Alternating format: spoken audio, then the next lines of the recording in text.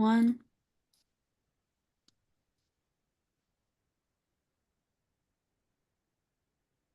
Good evening. This is the meeting of the Templeton Advisory Committee. It being 6:30 p.m., I am calling the meeting to order. The Templeton Advisory Committee regular business meeting is being broadcast live on TCTV Channel 8 and the TCTV YouTube channel. Responses will be made to comments in the TCTV YouTube channel as time permits. The agenda and meeting materials for this business meeting were posted to www.mytowngovernment.org/01468 no later than 48 hours prior to the scheduled meeting in accordance with the Commonwealth of Massachusetts open meeting laws. The chair reserves the right to add items to, remove items from, or change the order of the agenda. However, the agenda is posted in advance to give the committee and the public time to review the agenda items and to ensure the meeting runs within the allotted time frame. At this time, I would like to please join me in reciting the Pledge of Allegiance. I pledge allegiance to the flag of the United States of America and to the republic for which it stands, one nation, under God, indivisible, with liberty and justice for all.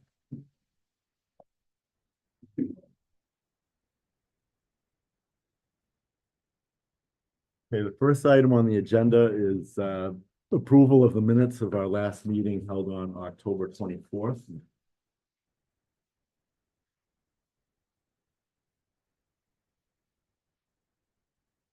Make a motion to approve the minutes as written. Second that.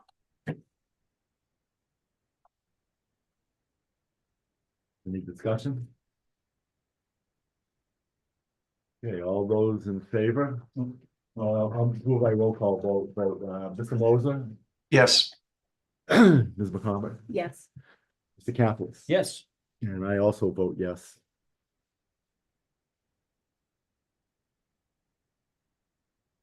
And Mr. Kaplis, I understand you have some public comments to make this. Just two, Mr. Chair. The first one is I want to do a shout out to the Lions Club. They did an awesome job today for the 110 elders that they did the Thanksgiving lunch today. And same with the Royals, Luann, Tom, fantastic job. I mean, you guys, my hat's off to you. They were very happy folks that were leaving that building today at the Sportsman's Club. Also, I want to shout out to Cub Scouts too, the Pack 27. They dropped off 80 pounds of food to the food pantry today, which was a great thing. And also unwrapped toys and gift cards to the American Legion Hall. So there'll be some happy children's during Christmas. Thank you. Thank you, Mr. Kaplis. Are there any members of the public who would like to comment at this time? Okay, there being none, I will go to the next item on the agenda. And that is to open the pre-town meeting, which is review of the warrant articles scheduled for the December 5th, 2024 special town meeting. So moved. Second. Okay, all those, I'm going to make a roll call vote. All those in favor of opening a pre-town meeting, Mr. Mosier? Yes. Ms. McComber? Yes. Mr. Kaplis? Yes. And I vote yes. All right, so the pre-town meeting to review the warrant articles for the December 5th, 2024 meeting is now open. I do want to offer a few comments regarding the special town meeting warrant articles. This is the first time in 15 years that the town of Templeton has had a special town meeting. Advisory is the voice of the taxpayer. We are the citizen watchdogs over the town budget, and we are representatives of the citizens and taxpayers. Ordinarily, most warrant articles for the annual town meeting or the fall town meeting originate from the select board, and we at advisory vote to recommend for or against a particular warrant article. The citizen petition warrant articles, usually 1 or 2 per year. Advisory will not take a vote to recommend or not recommend because the petition is a citizen's petition. Tonight, we are going to listen to what you as citizens and members of the public have to say, as we are required by the bylaws of the town to hold this hearing. However, We're not going to vote to recommend for or against the two citizen petition warrant articles for three very strong reasons. First, to repeat myself, these are citizen petitions, and it is not the role of advisory to overrule citizens. Second, the issues we discuss, unfortunately, may down the road end up in litigation. It is in the best interest of the town that we not take a position one way or another, but simply collect facts, which will be reflected in the TCTV recording of this meeting and the meeting minutes. The third. Can you shut that off, please? You shut that off, please. May down the road end up in litigation. It is in the best interest of the town. Can you shut that off, please? One way or another, but simply. They can't collect hear facts, over your which computer. will be reflected in the TCTV recording of this meeting. Thank you. Thank you. I said, the issues we discussed tonight may, unfortunately, down the road end up in litigation. And it has been in the best interest of the town that we not take a position one way or another, but simply collect facts, which will be reflected in the TCTV recording of this meeting and the meeting minutes. A third reason is that within the first article of the special town meeting warrant, there is a collection of whereas followed by a set of facts. And we should not be in the position, and it is not in the best interest of the town to implicitly endorse a set of facts, which may be true or may not be true. It's not, it's not a good position, and it's not in the best interest of the town to do so. Just a few ground rules. I just would ask, there's not too many people here tonight, but I would ask that you go to the front and speak in the microphone, first giving your name and address. I ask that you speak no longer for 3 or 4 minutes. And then, to understand that as a speaker that you may be, you will be subject to questions from us. So with that, is there anybody who would like to speak concerning the first article?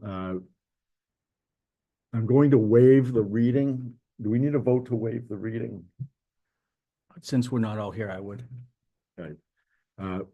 This time I'd like to do a roll call vote. I'd like to hear a motion to waive the reading of the first special town meeting warrant article. So moved. Second. It'd be a roll call vote. Mr. Mosier, Yes. Ms. McComber? Yes. Mr. Kaplan? Yes. And I also vote yes.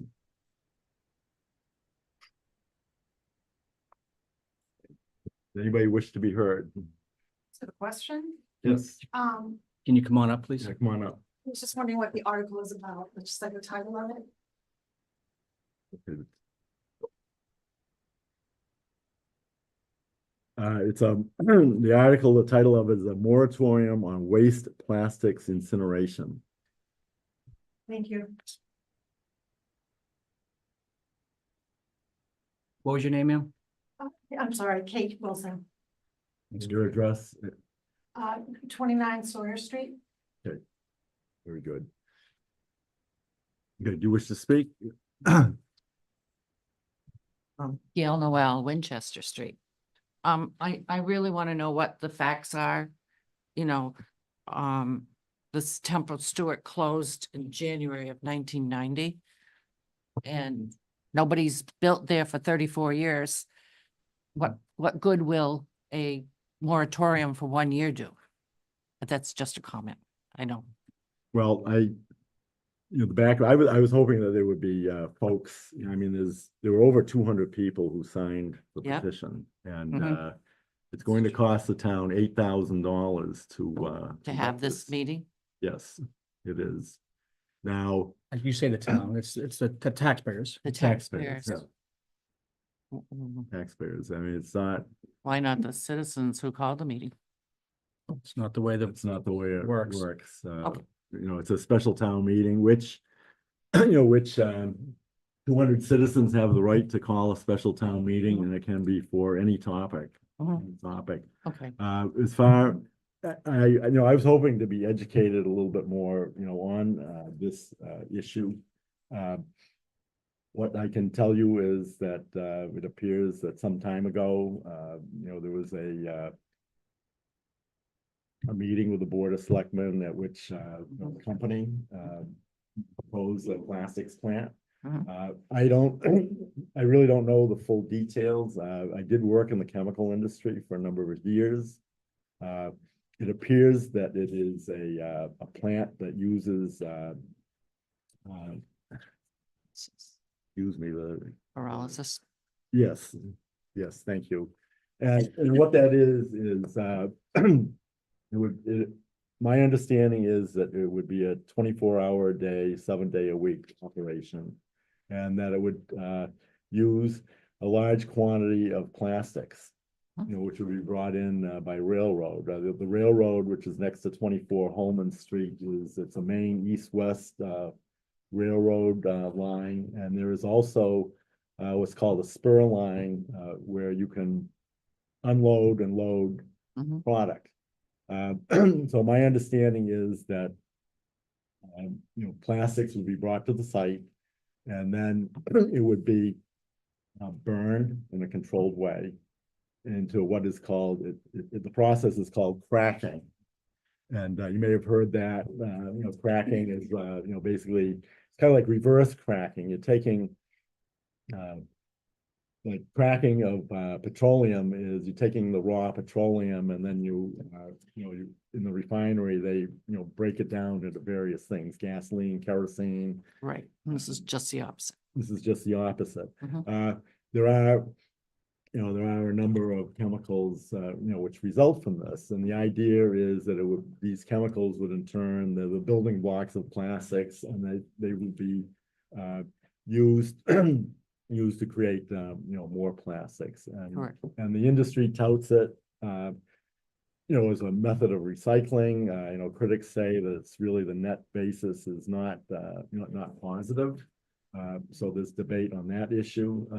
There's also, I would say, take it, one way, opponents may look at it as an issue of the flammability process itself may release harmful chemicals into the air, which in turn could, cause harm to neighbors. There's also the issue of, one of the byproducts I have personal knowledge of is toluene. And I used to run a fabricating plant, a manufacturing plant where we use a very, very small quantity of toluene. It was for cleaning. And it can set fire very easily. And I just had, in my plant, maybe a couple of pints cleaning. It was very good, very good for that. We're talking about probably a cracking process of a 24/7. And again, I'm just guessing, but the standard unit of shipment for chemicals of any distance is a tank car. So you could potentially have a tank car with some chemicals that in tank car quantities, unless you handle it very, very carefully, be very volatile, and you're in a residential area. Now, on the other side of the coin is that the land has been it's been vacant for many years. I think it's a very, very valuable piece of property. It's probably its true value, and the value is, I think, and again, this is my opinion, is it's along a major east-west rail line. There are at least 10 to 12 cars a day, probably more than that. And it also has something that is very highly coveted, by potential manufacturers, and that is it has a spur line. And if you were to take a raw piece of land next to an east-west route without a spur line, and if you were to try to have a spur line built, it would be very, very difficult to have it built. And so the land has been vacant for a long, long time. It's, there's uncollected taxes. That's right. By having a property there, a business there, it would pay taxes. The statistic that I am aware of, it may be accurate or maybe not, but there could be as many as 300 employees Mhm. because it would have to be manned around the clock, which would mean probably 75 to 100 employees. Used to have 100. So I'm just speculating. I really Yeah. don't know. And it's a lot of speculating, which in a Mhm. hearing like this, I really don't like to do. But that's a figure that I've heard, bandied about, so to Mhm. speak. Right. And there's a potential for significant, tax revenues for the town of Templeton. We have many, many needs that really you can't prop two and a half your way out of. In the industry, yes. So it's a very, it's a very, very, it's an issue with many, many different facets. And, Okay, most of all, is the lot clean? It was evaluated back in 91. I did look up the EPA report. It was evaluated. That's it. There was one particular place on the property where they had to get rid of some chemicals, and it was an EPA emergency operation. They fixed that place. And then recently, they're doing work there right now, getting rid of PCBs, on the cement slab. But that's all that's been done. The whole lot has not been assessed. Well, it's been assessed, but nobody's doing anything. And whose responsibility is it? I believe it's the responsibility of the owner. Of the owner of the property. And I've heard talk of foreclosure. The town wouldn't want this land if they're the ones responsible for cleanup. well, I can address that issue is Good. if the town decided to, and I've seen the paper, if the town decided to take the land, through tax title, then, the EPA would still would still continue its cleanup effort at no cost to the town. The town will not. Only the emergency part. That, again, that may be very The well. gentleman from the EPA who was here discussed that, and they're only working on emergency things. Their scope, their scope for so Yeah, many. it's level very narrow. lots. That's right. Correct. And you are correct, because if the town was to assume it, maybe there's, the other 90% of the lot may still have chemicals where the town will be on the hook. That's exactly right. But like, whose responsibility is it? I believe it's the owners to clean up before they can even build. Well, I would say that certainly an owner of, one of the things, I mean, I was involved in the sale of an industrial land once. And the very first thing I had to do was get a certification. There were no harmful chemicals within the soil. Exactly. So if there were harmful chemicals within the soil, then I, as the seller, or my company as the seller, would have to pay for the costs of the cleanup. Exactly. But the other wrinkle is apparently the owners are either bankrupt or long gone. So, But doesn't make it the town's issue. no, Mhm. So the open question is, no one knows what the plans are for cleanup. So no one can even build on this. They can't do anything. Well, but the other side of the coin is the EPA is taking responsibility for the small portion, Mhm. which is the worst. Right. And if you have a deep-pocketed purchaser, they may not care about spending 10 or $20 million to clean it up. They couldn't. That's true. So. And the rear taxes. What? And the rear taxes. And And the rear the rear taxes, taxes, right. right. Is over half. Because $1,000,000. because if they did that, I think that, say somebody came in and they invested $10 million to Mhm. clean up the property, and the EPA had the other section. I think that because of the spur line, that the property, and again, I'm speculating. Yeah. And I want to make it clear that everything that I've said is speculation, but, having said that, is that a purchaser, if the property, because of the spur line, all of a sudden became a value of $10 million, then you have not lost $1 And cleanup, in Mhm. theory until the 10 million in first dollar is spent. right. And I also have an issue about the term incineration versus pyrolysis. Because in my mind, incineration involves high heat and emission of gases. And that's not what pyrolysis is. It's under high heat, but in an enclosed area, Right, an enclosed container container.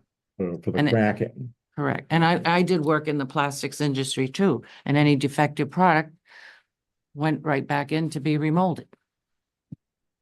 Well, And I also, this plant, and this is another facet of it. And I think at the end of the day, regardless of what happens with this warrant article at a special town meeting, and I have, people I've spoken to, I think I've been pretty universally clear is that at the end of the day, it's the Commonwealth of Massachusetts, the DEP. All you have to do is look at Gardner and, the sludge issue. yes. And, residents force that to go to the DEP. Mhm. And, my guess is, and again, this is speculation, but, the residents here, may, one thing that would very likely end up happening is that there would be a DEP review. And, they would decide if it should be built or under what conditions it should be built Mhm. or not built. It is. Mhm. And I guess I would add one other thought is, you go back to tapes and the like, I've been on record for at least last 2 years about the zoning should be changed. If you don't want industries or large segments of the voters and citizens don't want, well, we need to change the zoning. Correct. And at the time 2 years ago, I used the example of a cryptocurrency plant. Because other towns have had cryptocurrency plants come in. And Templeton, in my mind, is a prime candidate because you have cheap electricity. They use gigantic amounts of electricity. So we have cheap municipal power. Mhm. And you also, so it's very attractive. So, and it's zoned to allow that. And yet the downside of that is that these plants generate enormous amounts of noise and This is in my backyard. yeah, it Mhm. is. But I So- want to deal with facts, so that's. Right, and that's why I I've have given questions. you, I think I've given you Mhm. the facts that I know, and again, I was really hoping to obtain more facts tonight, because I think the whole idea, of this hearing is, to have it recorded and, for the voters, whether they're for or against, to get an idea of, what questions they should ask at the special town meeting. And, what questions are most helpful, to ask of somebody, whether they're speaking for or against, the proposal. Mhm. So it's, and I'm just, And so will anyone like this board state what the facts are tomorrow? I mean, for this town meeting? For this special town meeting? State facts. I was hoping to hear facts. You were hearing People facts. testify as to facts. Mhm. Well, that's what I was hoping to hear. And if people choose to show up and give facts, fine. If they, Mhm. there's nobody here, and I understand it's because of the timing. It's really, it's a terrible time of year, quite candidly, to hold a meeting. We had to hold the meeting tonight because we have constraints as to the day of the week. Thursday is our day. Well, next Thursday is Right. Thanksgiving. Sure. And we have to hold the meeting more than 2 days before the December 5th meeting. We have to post the meeting 3 days in advance, and that's why Yes. we're here tonight with it. It's not ideal. I'll be the first to admit that it's not ideal. And, if there was more notice, perhaps more folks would have shown up. But we have to review any warrant article. It has to be reviewed whether we take a position on it or not, the town bylaws state that, that we have to review, all warrant articles. And if we don't do that, Right. then, we're in trouble. Okay, thank you for your input. Is there any members? I've kind of been the only member. Mr. Mosier, do you have anything you wish to add at this time? I appreciate kind of how you open this conversation, Mr. Chair, with respect to the fact that it's not our job to advise against citizens' petitions, rather to hear them out and talk about matters of fact. I do wish that there was more of an opportunity from some of the proponents of this, that we would have been able to hear a little bit more about it tonight. Really what we have to go on is the information that's been submitted as part of the special town meeting. So I guess I share your desire that we had a little bit more information tonight to discuss. Okay, thank you. You wish to comment? I would like more information as well. So if there's anybody who would like to provide that, that would be helpful before town meeting. So we're not, for me and for the town people aren't really going in kind of sort of blind to these things would be great. Catholics. Yeah, my thing, as we discussed today earlier, Noel, is, obviously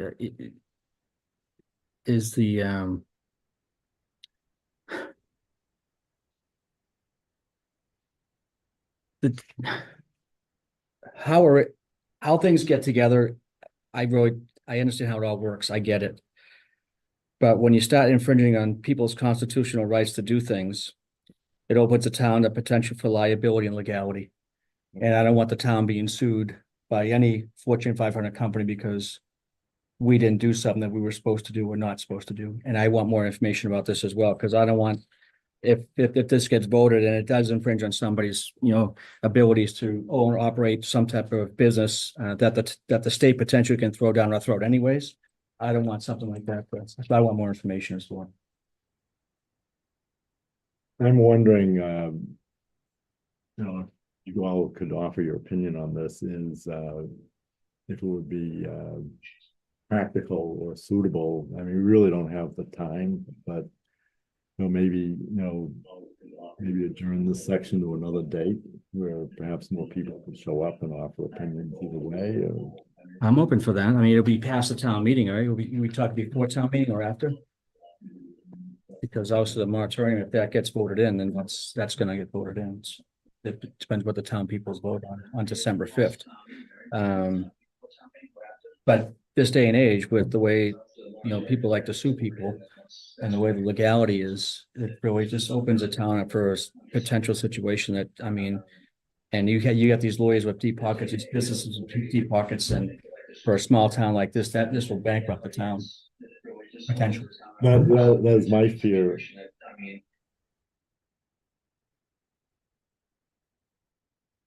Someone had a hot mic.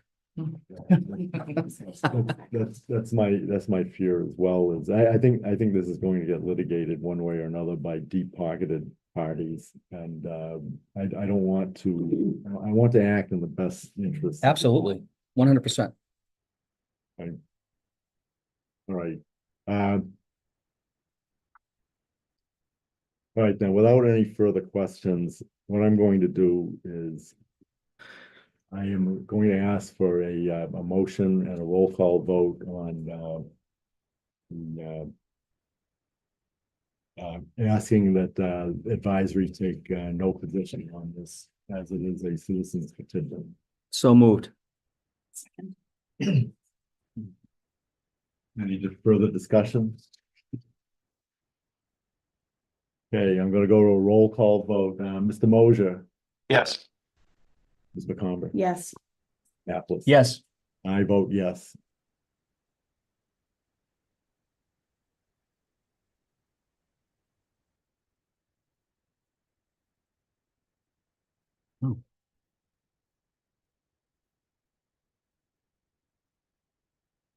And I think what I also am going to do is I'm going to the next citizens petition, which would be the third. Okay. The third item. Yes. We have an unidentified iPhone who jumped into the Zoom. Could you please ask them to identify themselves? Maybe her, it might be Julie. Yes. See that? She wants you to ask for the iPhone. Yes, could, yes, could the iPhone user identify themselves, please?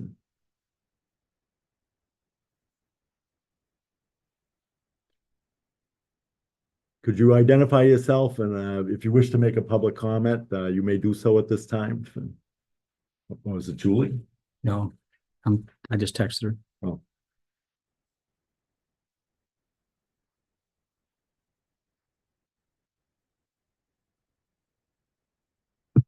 Okay, at this time, I'm going to go to the third article of the special town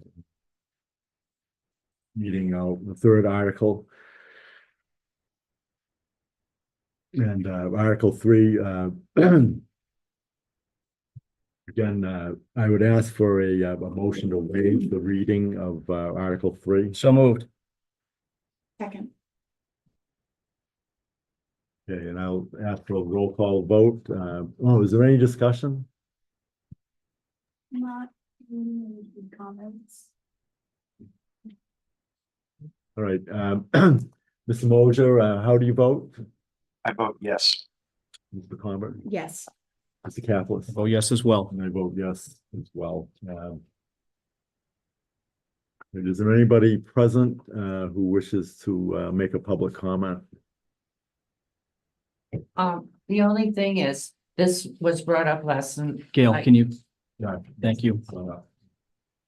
I know we know who you We are. know but who you are. Sorry. Identify, please. My name is Gail Noel, Thank you. Winchester Street. And the selectmen did discuss this last night. And they said the wording is almost verbatim for the State House Bill 3701. I understand that as well. And has that bill passed yet? No. It's not. Do you know at what stage that bill? No, I don't. No. I believe it's still in the house. And I don't know when they're meeting again.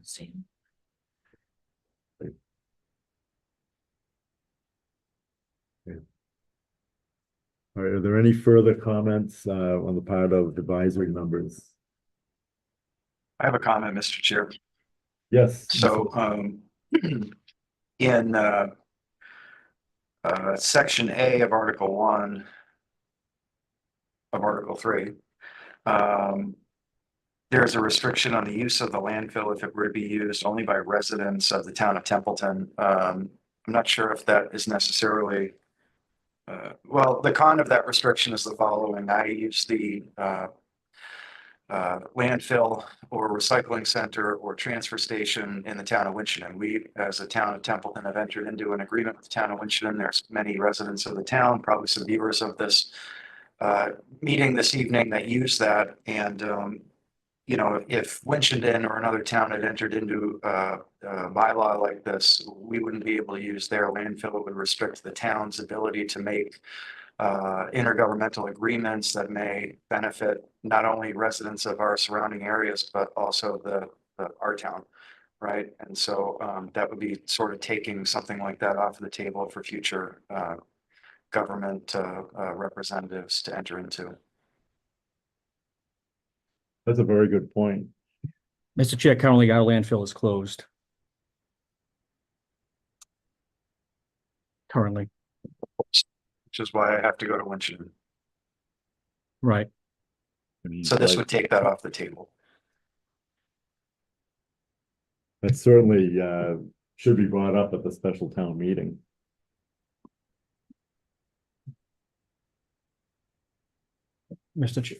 Andrew, is there a way you can rewrite that? So maybe if we, at the town meeting, we can actually fix that on the floor? We could. I would like to get the input of the town administrator and, you know, Makes sense. to understand if there's some flexibility that we would want to build into that, whether it's, you know, accepting adjacent towns just for you know, the outside possibility that the landfill does reopen or that there is a use for it, that we would be able to enter into municipal agreements with other areas that may benefit our town and our taxpayers. While still preventing, you know, major, it seems like the thrust of this is to prevent large scale industrial waste from coming into Templeton. And I think that we can probably carve out a part of the bylaw that would still preserve our ability to enter into agreements with surrounding towns. Right on target. Is there any further discussion?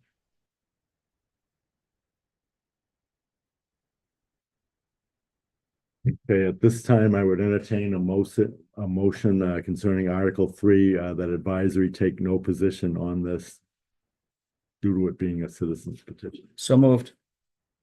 Second, Any further discussion? Okay, I'm gonna do a roll call vote. Mr. Moser, Yes. Mr. McCombs, yes. Mr. Capless, Yes. and I also vote yes.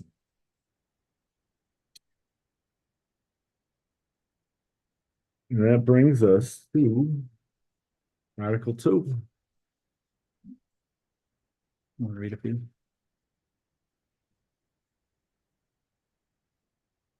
After one. Forgot how it counts. It's before 3. Article 2. Transfer from capital stabilization account for senior center kitchen project to see if the town will vote to appropriate the sum of $175,000 and no cents from capital capex stabilization account to be used for the completion of the senior center kitchen or take any other action thereto submitted by the select board, majority vote required. Ryan, I believe you're gonna queue you up Okey doke. How's everybody? very well. You just identify yourself. I'm for the Jackie public. Prime, the Community Services Director for the town. Welcome. So a brief history lesson. Approximately 10 years ago, when the senior center building was put together and opened, therein was the footprint of a kitchen, and that was it, an empty space for the kitchen. There was a fundraising arm of the senior center, the Friends of the Templeton Elders, which my friend Gail was president of for many years, and they raised considerable amount of money specifically for the completion of the kitchen. And then when the ARPA monies came to the town, the select board voted to allocate $150,000 towards that project. The project went out to bid a month or so ago, and we received one bid in the amount of $319,000. So obviously there's a big difference between what the ARPA monies were allocated for and the bid that we got. And so the select board voted and decided to recommend that $175,000 of capital stabilization be hopefully put before the town residents and voted so that we can complete that contract by December 31st, which is the date we need to do it by. The town administrator has let me know that the Friends have committed $60,000 towards this project. So, so that's good. But I believe that the select board called it a contingency at their last meetings. And I don't believe as yet that those funds have been received by the town. So, you know, Gail just made a comment to me that the cost of procrastination, and I think we've all seen that, you know, if we wait another 5 years, that that 319 could be double, or I don't even know. It struck me as a big number, but yeah. I do have a couple of questions Sure. for you. First is, and this is for the public, is what does the expense of the kitchen consist of? I mean, I know what it is, but if you could, you know, let the public know Right. that is. Well, I've got it here. So it's a lot. It's not only the appliances, it's the, you know, the walls, the ceiling, the flooring, any connections that need to be made, electrical, water. It's pretty comprehensive. So There's sheetrock on the walls already, right? I believe they do, yes. And are there walk-in freezers or Not a walk-in freezer. walk-in? No, there's a freezer unit, a refrigerator, stove. I think there's like a dishwasher. There's a, Warming? warming, yeah, I don't know what you call it, but like a Keep food unit hot. that keeps food warm per And then, like serve safe You know, the requirements. buffet kind of tables that keep food warm, but it's a professional industrial kitchen. Stainless steel. Mhm. And And it has to be, because the senior center is designated as a shelter. There's still more things to do in the future. But, this will be a gas stove and things like that. now, I know Jacqueline, when I talked with her a little while ago about this, she said is this going to be a serve safe? Yes, And would that enable, somebody, the reason why I bring it up is in Winchendon, I know that there's 35 holders of food service licenses, and there's probably a similar amount within Templeton, and a lot of them are very small entrepreneurs. So being a serve safe kitchen, could an entrepreneur come in, prepare a product, and then resell it? That I don't know. well, no. Well, in Winchendon, meals are delivered from, I think The caterer that Mark uses, yeah. right? So meals are delivered, and then the senior center reheats them. And then a donation of $3, that's all. No, I'm not, Mr. Chair, I think she understood your question. yeah, I think the idea, as Jacqueline, posed it, would be, say somebody, a Oh.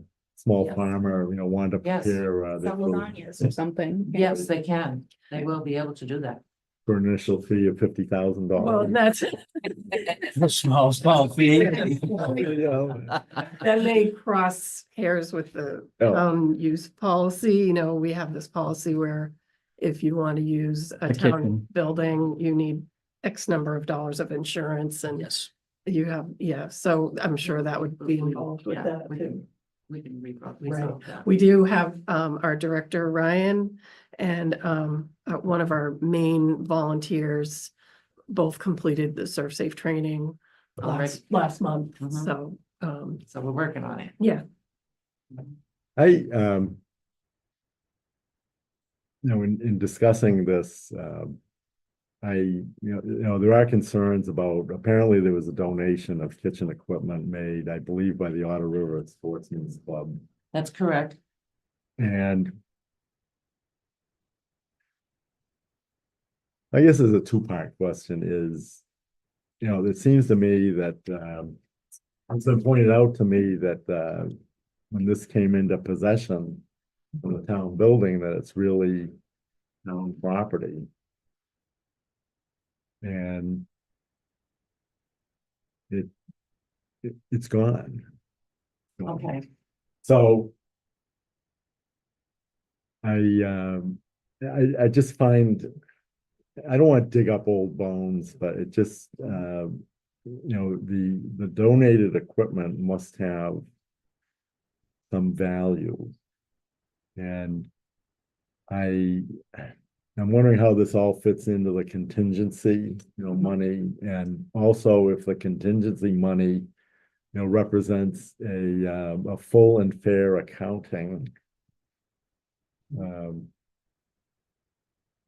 The old equipment, when we were getting ready for the architect, when we showed him around and everything, before we showed him around, we had Gillette come in and evaluate the equipment, and all of it was outdated except for one piece.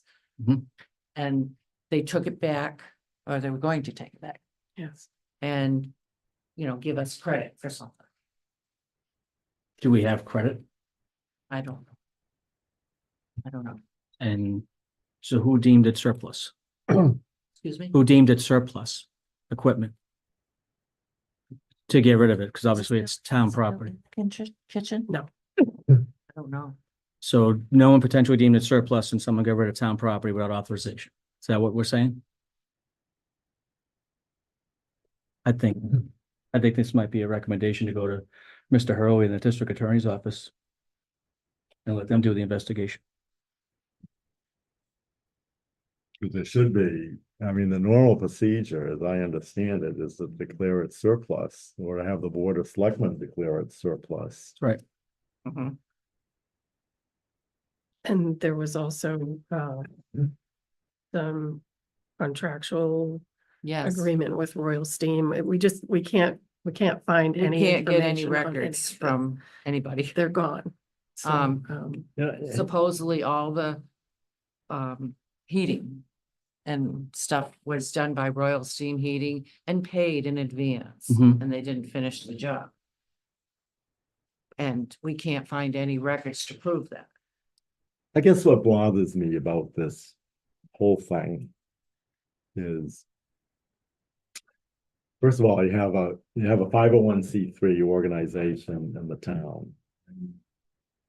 That is kind of that's problematic in of itself. I mean, Right. they seem to have more involvement with the town property and the town service than a 501c3 ordinarily has. Well, That's the first issue. And then the second issue that I have a real problem with, and maybe Ms. Knoll, you can address this, is it seems like a lot of time has passed and there's not been a full and fair accounting.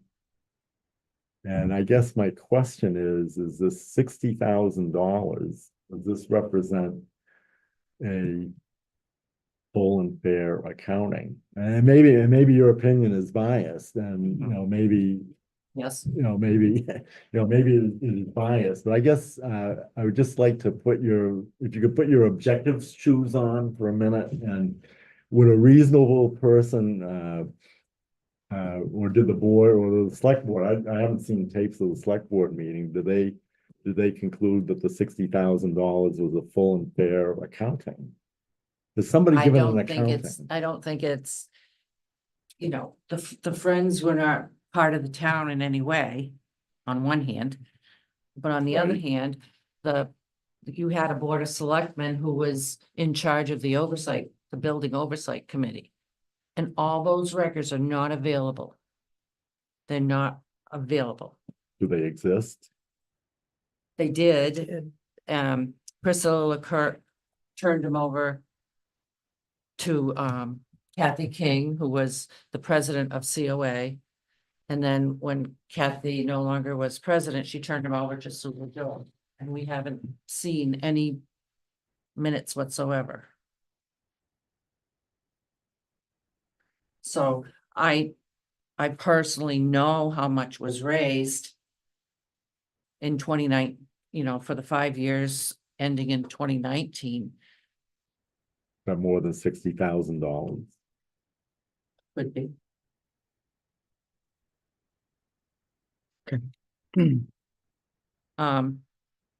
Yeah, there are things we know that we've been trying to get a hold information of these last 5 years, and no one responds to me or Jackie. Well, that's my problem. I used to sue debtors. We used to do that, and 9 out of 10 of them would, they'd be upfront with a payment plan and the like, and then the other 1 out of 10 would be, they'd stonewall you, and then you'd have to. No, the do other attorney, things. attorney general is looking into this for me.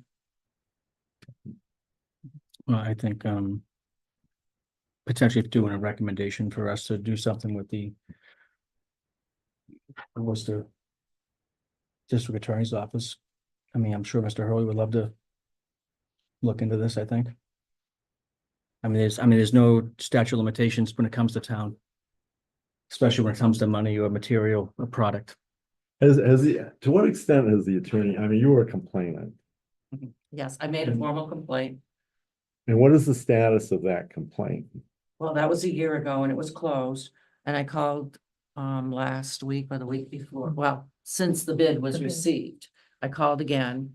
And I asked some questions, and the questions I asked were too legal for the person I was speaking to, and he will get back to me. Transferring, so I'll follow up with that.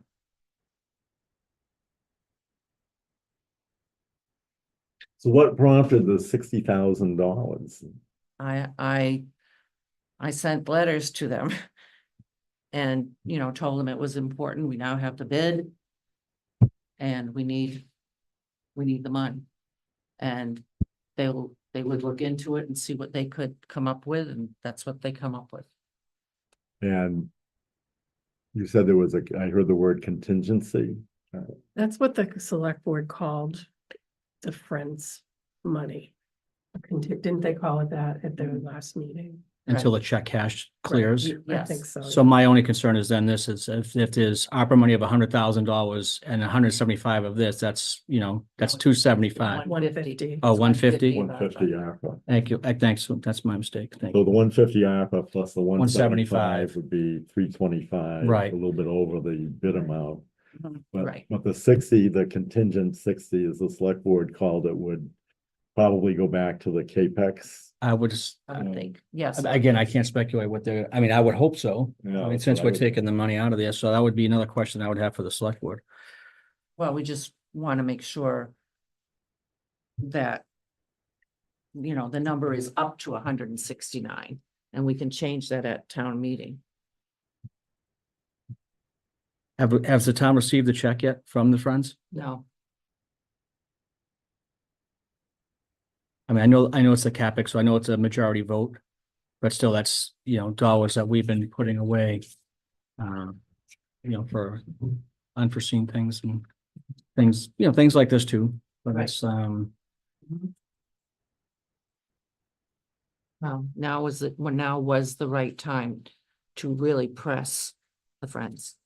it is, I mean, it's the right time all around, because again, you wait another year or 2 years, that, you know, 319 is gonna go to, you know, 400,000, because again, we have to abide by the same guidelines and rules. Correct. You know, with contracted union wages, and that's what kills us. All small towns, that's what kills us. It's not like if that was my building, it would probably cost me $100,000, you know, but because it's a town building, it's 319,000. I'm also, you know, later on in the meeting, I have a laundry list of items for the state, and one of them is, I mean, none of them, the state's probably gonna ignore us, but one of the items on the list is the kitchen. You know, maybe the state should earmark the town for at least the amount of extra wages, you know, the prevailing wage piece, which is, I'm sure, over $100,000, Yeah, If not more. if not more, yeah. and that's just the next phase. The following phase will be an elevator and stairway for the building. And then the following phase will be the finishing of the shelter for downstairs. I have to be quite candid. First of all, I'm really concerned or upset that the Attorney General's office has taken so long with the amount of dollars that are involved. Mhm. And I tell you, but for the $60,000 contingency, I was really prepared to ask for a motion that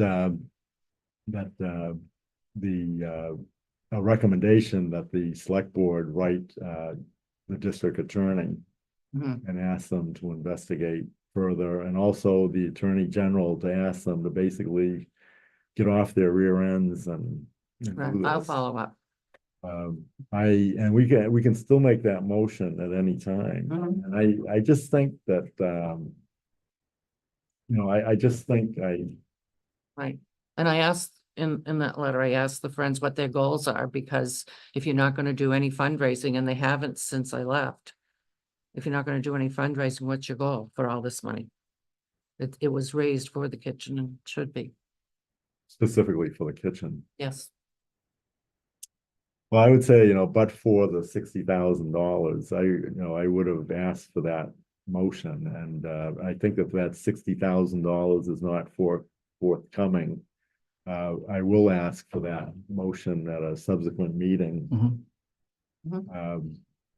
I really think needs to be made crystal clear that this is highly irregular and that the taxpayers are really kind of the losers in this. Or Right. that that the town, by having to dip into the CAPEX and, Yes, but the town didn't come forward either with all this money previously. I understand. I think part of it might be, I'm sure that some of the lag time was in getting the plans. I see, what looks like Yes, it did plans. take that a took year long to get time. the plans. And when you have an inflationary environment, a year extra to put plans together, you can see what it does to the cost. So, Absolutely. Right. and I guess the procurement process is something that we should look at as well down the road. We really hope that, despite the, the history, We can go for it. that we can go forward. The completion of the kitchen is a game changer, Yes. for so many seniors in town, and, Mhm. Well, that if we don't go forward with it and it's rejected at town meeting, is $150,000 out the window. Yes, yes. And with the precarious financial state of the town, I don't know where we'd find that money with all the other priorities. Mhm. right. Mhm. Mhm. Do you wish to add anything? No, and just we're trying our best to We go know, forward. we know you are. You guys are doing Yeah. great. Yeah, you have been great. Mhm. Have been great. Okay, is there any other questions from other members? Mr. Mosier? Not so much a question, just concern that I share with, it sounds like the rest of the board that, we want to get a handle on kind of what's going on with this money. That being said, I look forward to the completion of the kitchen so that we can serve the seniors of Templeton and be able to cook great meals and be able to meet those needs of our community members. I need one too, because I need the kitchen also, because I only have a kitchen because it came with the house. Yeah. You wish to say anything? I just want, just what you just said, Mr. Chair, is that people should understand that if we don't make the right recommendations and the right vote at town meeting, that $150,000 is just gonna disappear. And that's just, Not acceptable. it's almost half of the project. Mhm. And where does that money come from? We have so many other needs here in town, would be catastrophic to let that go to waste. Would. Anyway, thank you for most structured. Thank you. Make a motion to close pre-town meeting. Before that, we need to make a motion, so whether or not to, not a citizen's petition, so we can vote as to whether to recommend approval. You want to close the meeting first, or you want? I'd like to, because it's part of a special town meeting. That's whatever you want to do, Mr. Chair. At this time, I would entertain a motion, to, seeing as it's the sense of the board, I would entertain a motion, to, recommend, that this article be approved at the special town meeting. So moved. Second, Any further discussion? Okay, I'll have a roll call vote.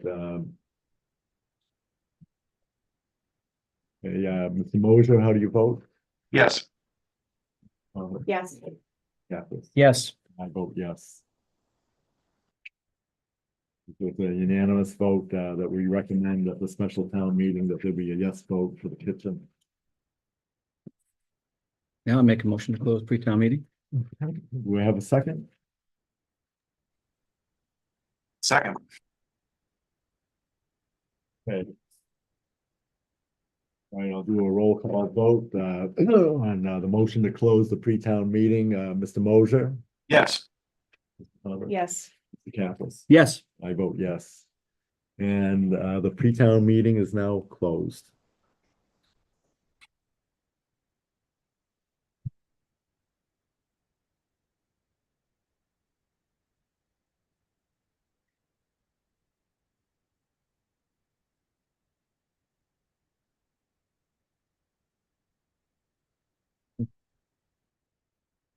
Yeah.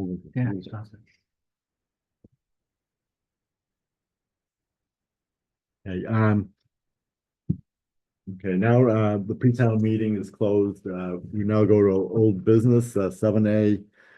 Discussion and possible recommendation regarding, a full-time senior center director. Jackie, if you'd like to come forward.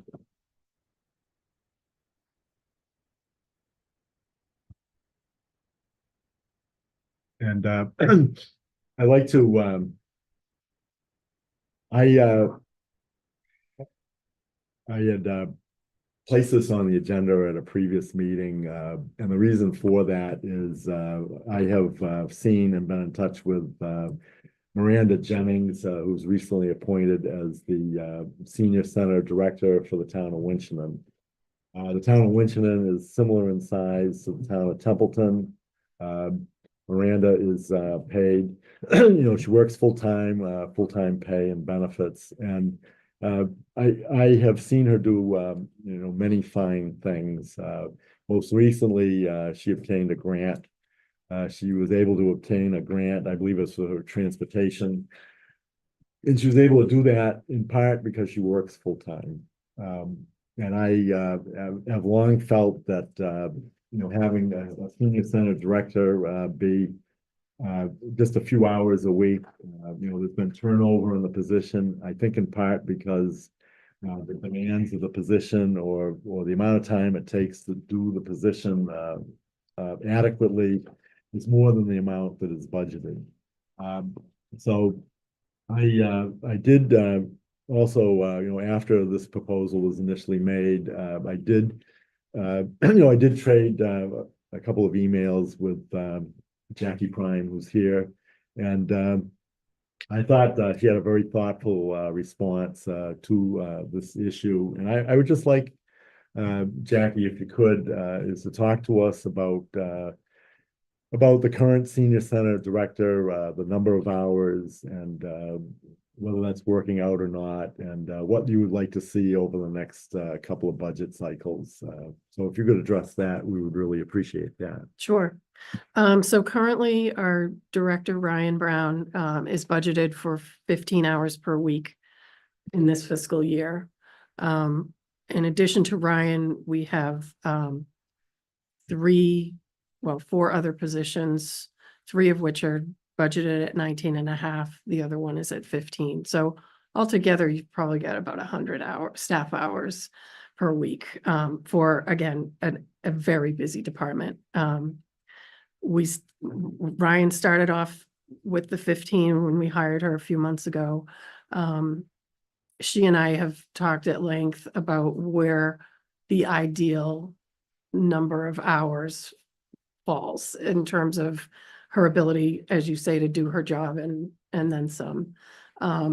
She feels between 20 and 25 hours a week would be ideal. We do have great support staff, lots of volunteers. I do have a concern that when the kitchen is completed, that's going to change things a little bit in terms of the staffing. But for right now, they're all out straight. And Ryan, the last thing we want to do is set her up to be defeated and frustrated and not be able to do what she wants to do. She's got some great ideas, but 15 hours a week goes by pretty fast. Mr. Chair, what's her hourly rate?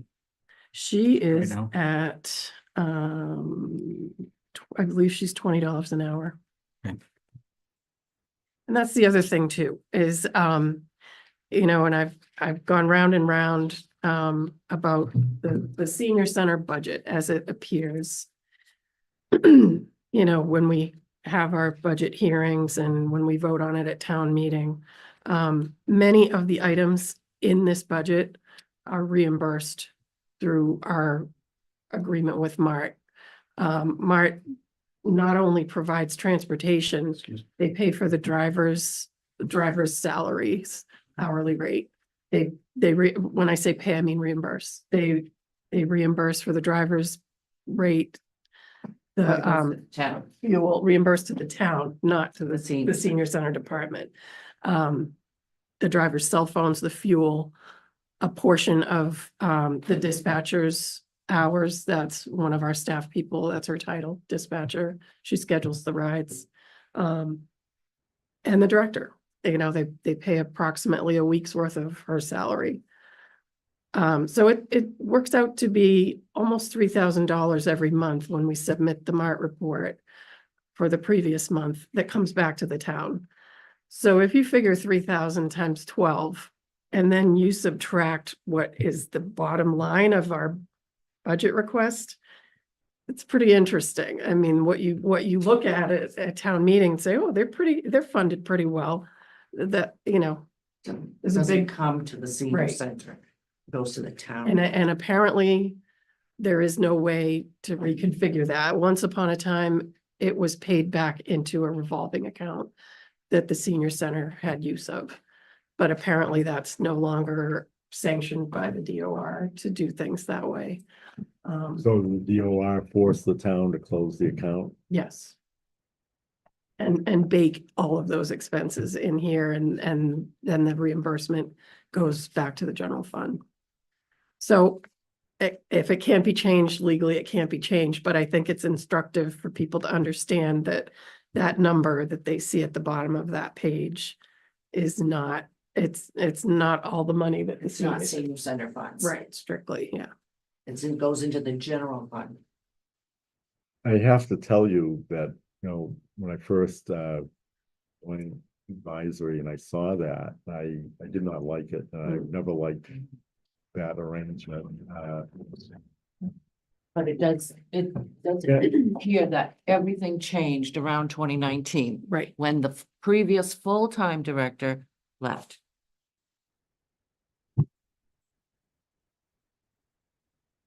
I guess the model in my mind, I mentioned it before, is Winchendon, or you can take Westminster, or, you know, you have a full-time senior center director and you have a couple of full-time folks. I mean, I know we don't have the money, you know, for that, but this is the model of the ideal is. to me.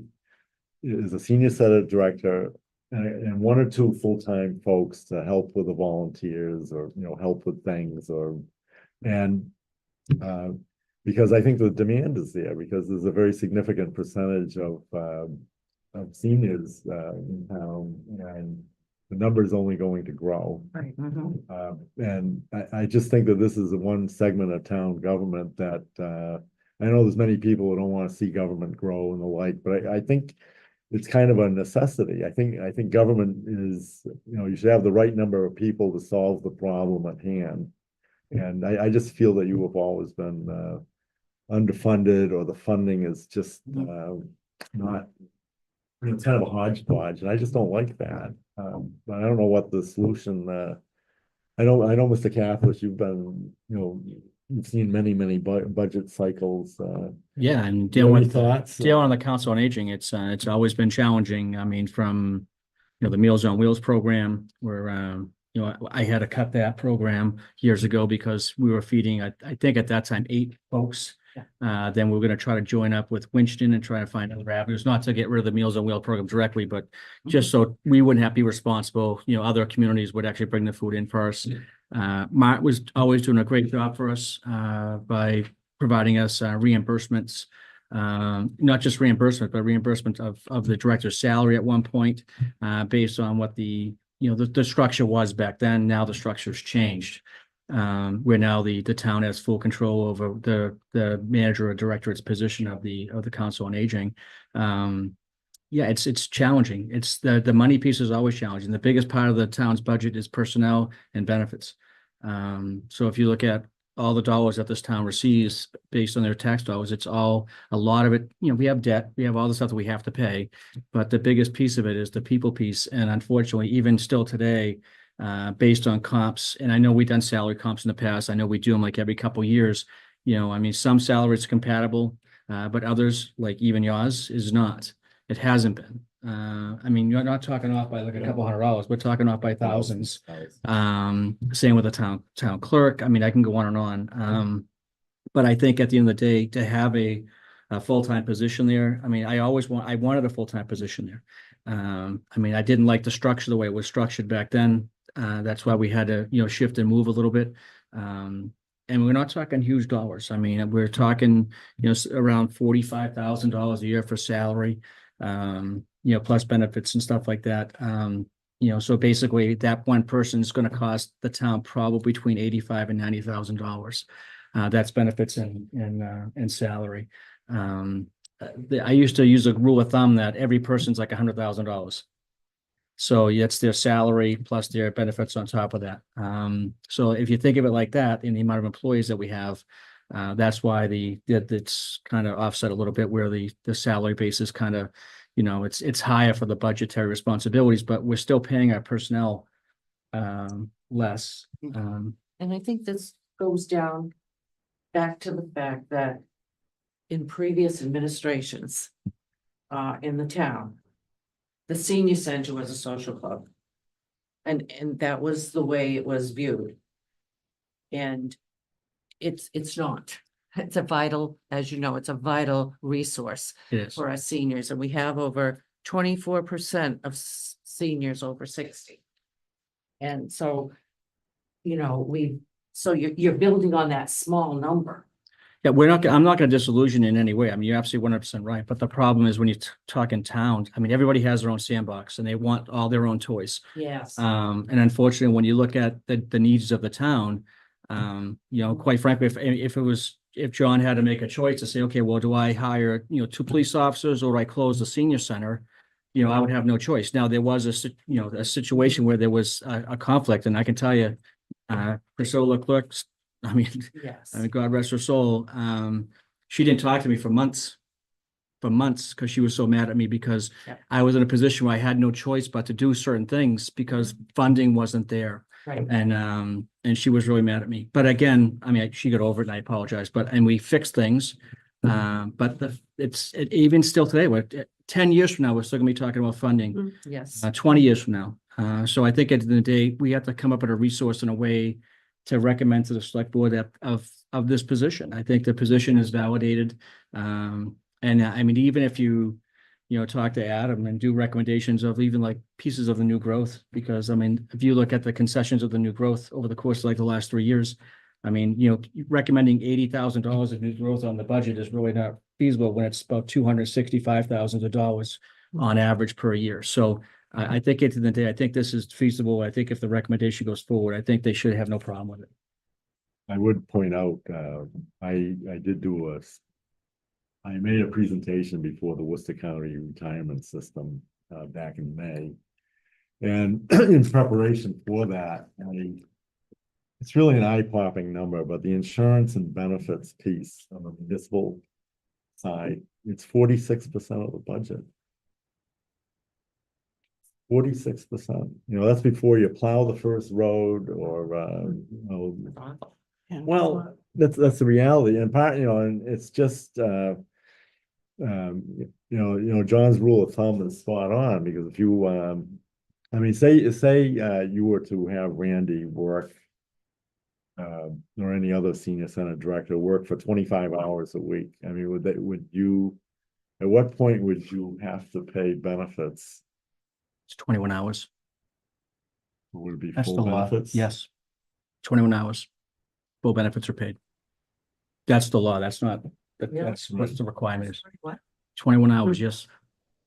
That's something new that I've learned. I thought it would be Nope, 21 hours. like a 35 or private center, something. like 32 hours. Yeah, you would think. My wife always used to work. It's 32 actually, I hours believe in it's actually, I take that back. I think it's 20 hours.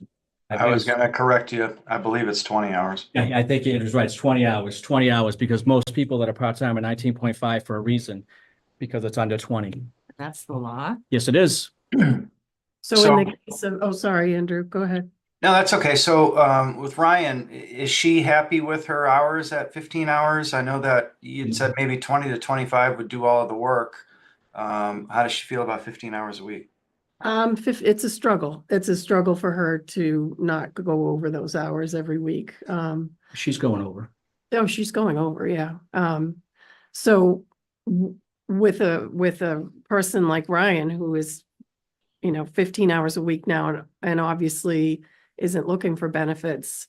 If she were to go to 25, what does the town have? I thought at one point they had a mechanism where someone could refuse benefits, but be paid extra or something. Am I? There is a mechanism. I don't know what it is. I mean, Oh. the HR for, obviously Holly would need to handle that, but there is a mechanism. Because we have, police officers in town as well as married to teachers, and one gets the benefit, the other one doesn't. So there Right. is a mechanism. I don't know what that mechanism is, but there is a mechanism for Okay, that, for yeah. not paying out benefits.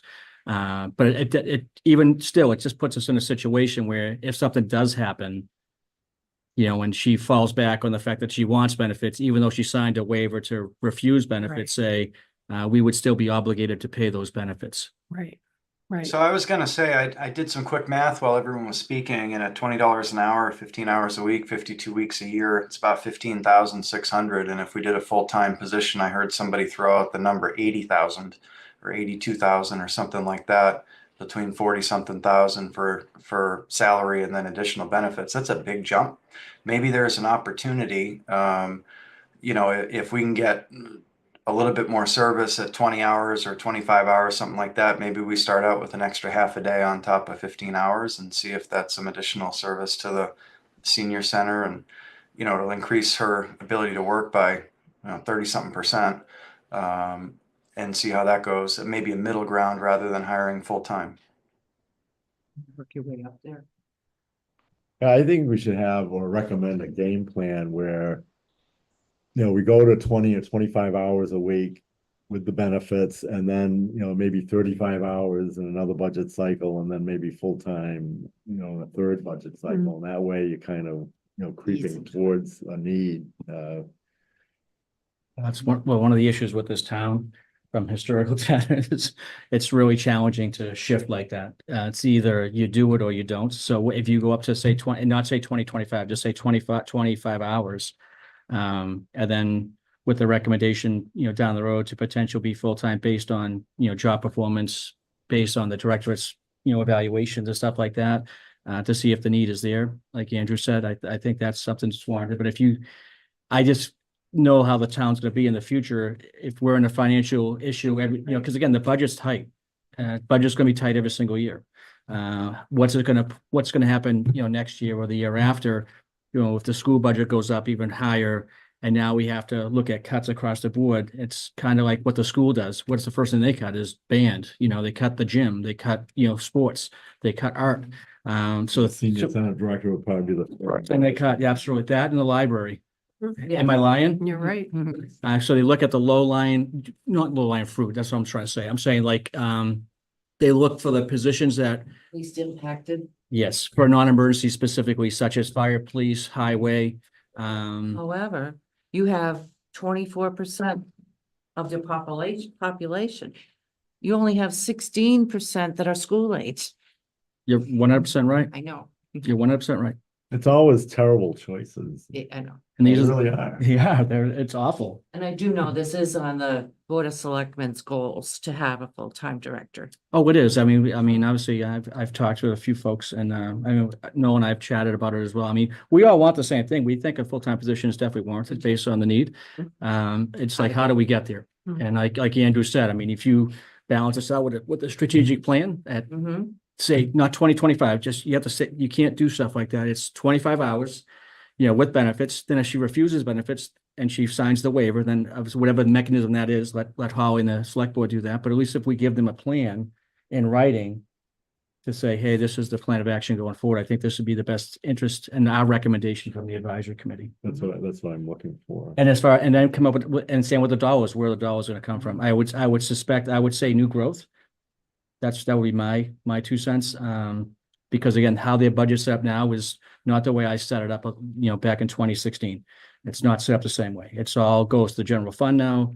There's no revolving funds. Everything got shut down based on the Department of Revenue. They didn't think it was warranted, which makes no sense to me. Me neither, yeah. But you gotta live within those. constraints. Absolutely. Yep. Right. That's just the reality of it. And like you said, next year, she will have to put in her budget, maybe some serve safe people. Do we have certified people to do that stuff there now? Is she certified to? Ryan and one of Another- our volunteers just completed Serve Safe. Mhm. Okay, what about the other, like for doing benefits like SNAP and all that stuff? Are they all certified to do all that stuff as Yes, well? Yeah. Linda is a special SNAP Excellent. assistant, so she has a direct line Mhm. to the folks there. So, Great. yeah, we have phenomenal staff. Because now it's heating season, so that's gonna It's be huge. another issue. Yeah. So I want to make sure that the elders get, Well, and I go to 3 different senior centers all the time. oh, I know you do. And our senior center is really the best because was made to be a senior center. And it's one-stop shopping for fuel assistance, SNAP, Meals on and Wheels. Shine, Meals on Wheels. It's one stop. Seniors don't have to go to another Yeah. place. And, those outreach people are very important. They're the ones who probably use some more time too, but eventually. Okay. Mhm. I guess, Jackie, what kind of a recommendation, would be helpful? You think would be helpful to you, if we were to make a recommendation today, or should we put that off? What are your thoughts on that? I like the idea of kind of incrementally increasing it.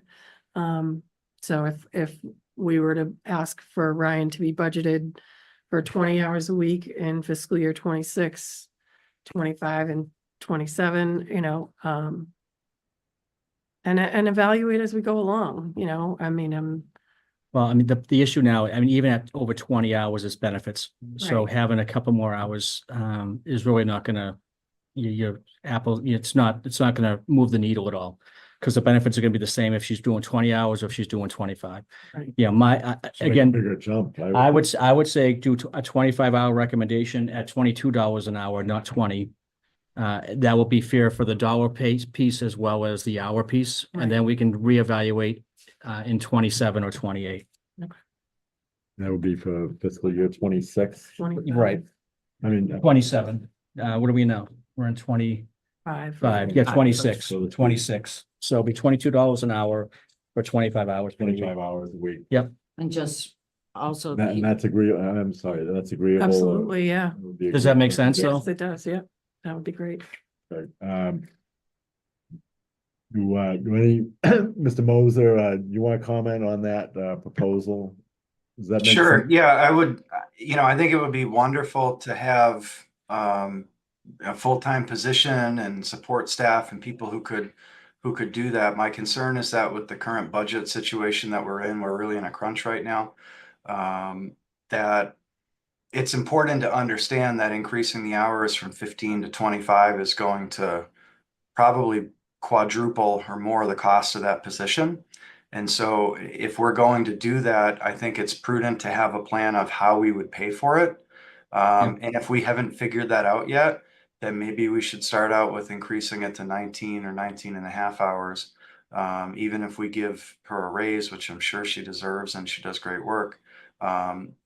Once we get to that 20 hours or more point, when you add in the benefits, like I said, it's probably going from 15 or 16,000 to 50 or 60 or so $1,000 a year for the same position for an incrementally higher amount of work. So my concern is that we haven't figured out tonight how to pay for that. He's right, I think, and again, to tap onto that, I think utilization to the select board is the new growth. We gotta hit the new growth because 80, based on the budgetary responsibilities that we've been dealing with for the last, I mean, it was 60% for year, 60,000 for years, it's now 80,000. And last year we got over 265,000. So I think there's dollars there. Because they don't account for that. They don't account for that as much as, Right, they only account for the 80. So when they get to 265 of new growth, and again, I mean, we're not plateauing yet. We're still doing this. We haven't done this yet based on the new growth of the town and the building that's happening. So I think Andrew's right. I think we should come out with a plan of action of where the dollars are going to come from. And I think at the end of the day, I think the dollars should come from new growth with the projection of, potential grants down the road, as well as, because there's a ton of grants for the senior centers out there. And I mean, tapping into Mart, does Mart still reimbursing? They are. Yeah. They should be reimbursing half the salary pieces of the director as well, if I'm not mistaken. I have to They- check that. They reimburse, about a Weeks worth. week's worth for the director and then similar for the dispatcher, which is But- Elaine. And technically, all that money should pay for the The- upgrade. Right, because. Yeah, no, I understand, but obviously because of the way the system, Right. Department of Revenue works, it all goes to, but again, you can line item that. Sure. Just like we did for the Meals on Wheels Meals on Wheels, the meals tax. That we did Yes. that, that fund. So I think this, Segregated it. so not only is the fund being subsidized by MART. The position itself subsidized by MART, I think the utilization of some cash from new growth would offset the difference. And Andrew's right, you're looking at from $15,000 a year to 27,000 plus benefits, you're probably looking at about $55,000 a year.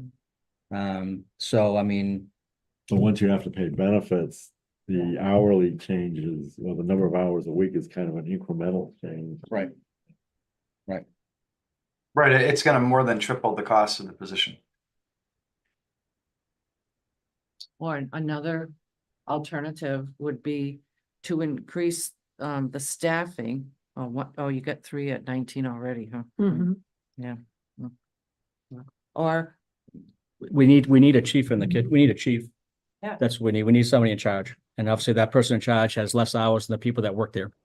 And how can you manage people when you're only at 15, everybody else at 19 and a half? You just can't manage those people.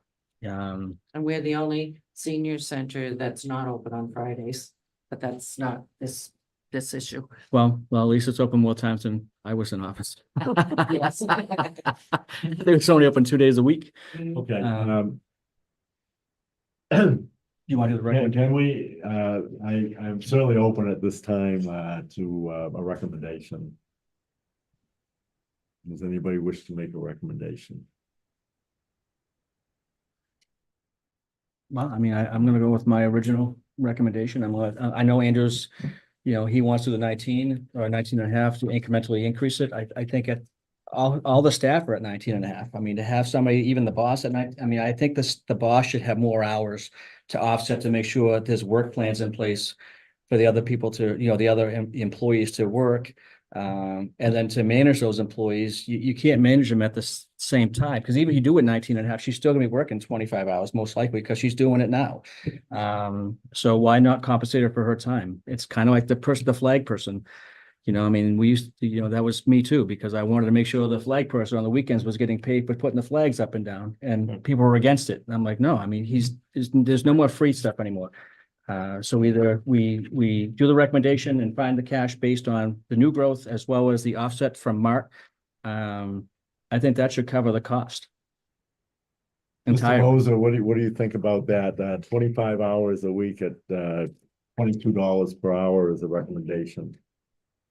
I just think it's important to understand that, a 10% raise and a whatever 60% increase in hours is going to be a 300% or more increase in the cost.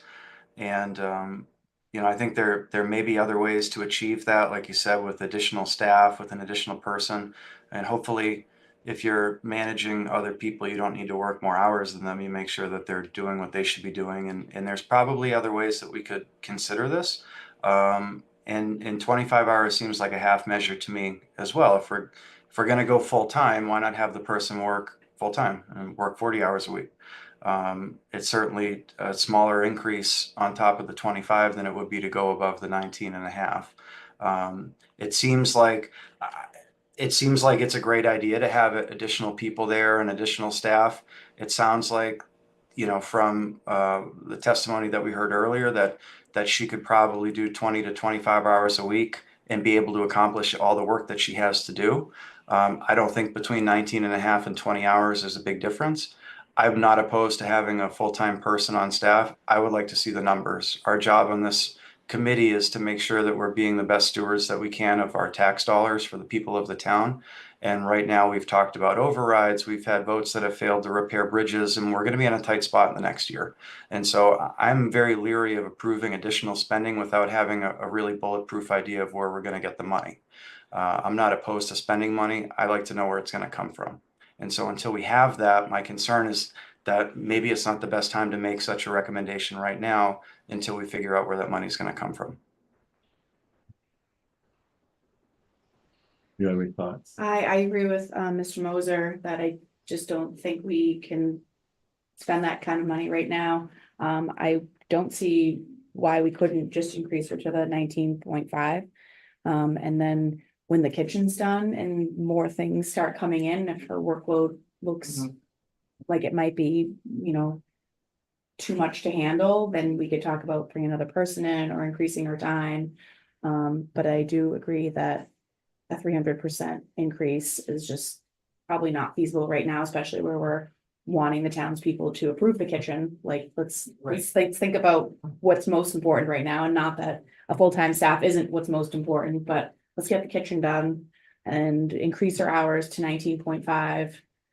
Give her the raise and circle back when things look a little, if it's possible, when things look a little more stable in town, if that's even a thing.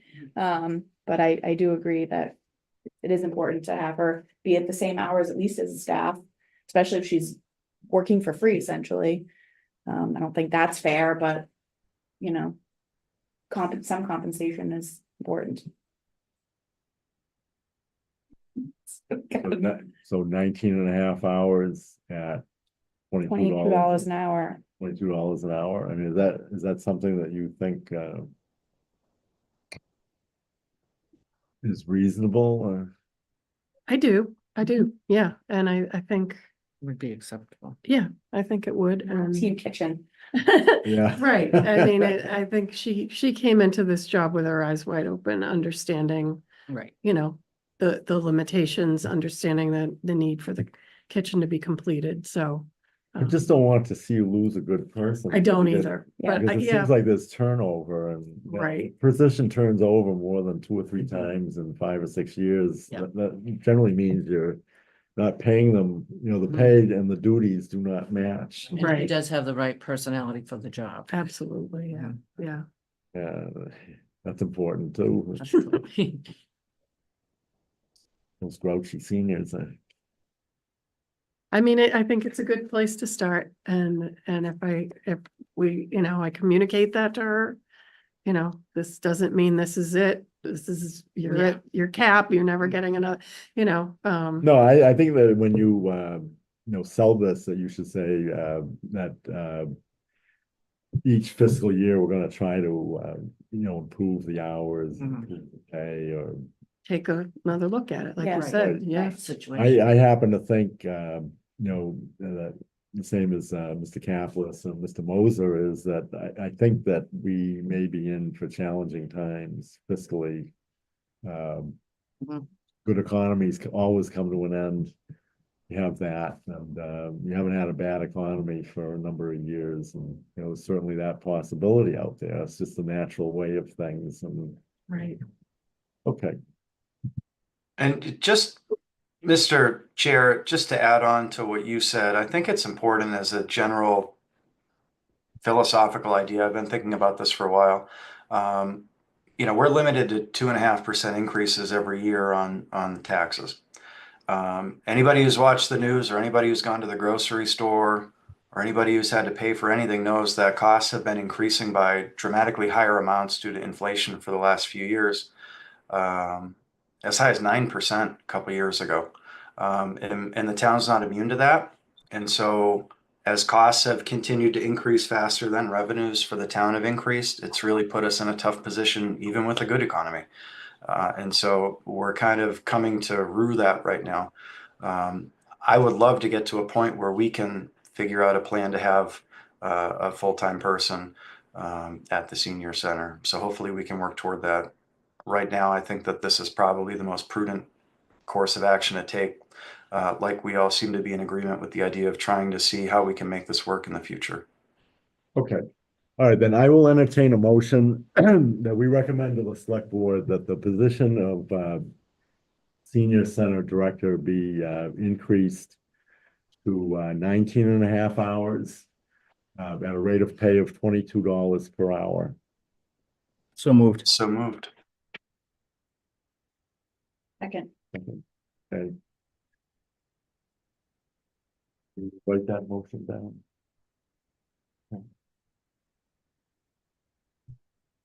That was a great conversation. That was good Yeah. discussion. Right. Okay, I'm gonna ask for a vote on it, roll call vote, Mr. Moser, I vote yes.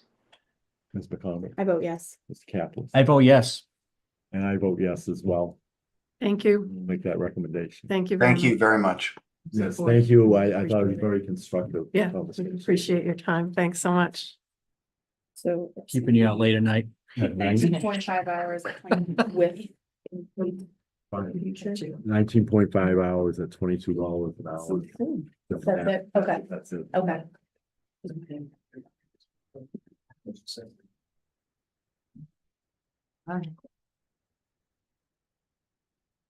What time are we getting? 8:05. It's getting late, Noel. We're about halfway through. I know. All right, the next item is, budget versus actuals for, September 30th, July 1 through September 30th. I would ask that, we just, in effect, place that on file. Because the October, the BvA for October, do you have the BvA for October, Mr. Moser? I do. As that covers the period of July 1 through October 30th, I'd like to just concentrate on that.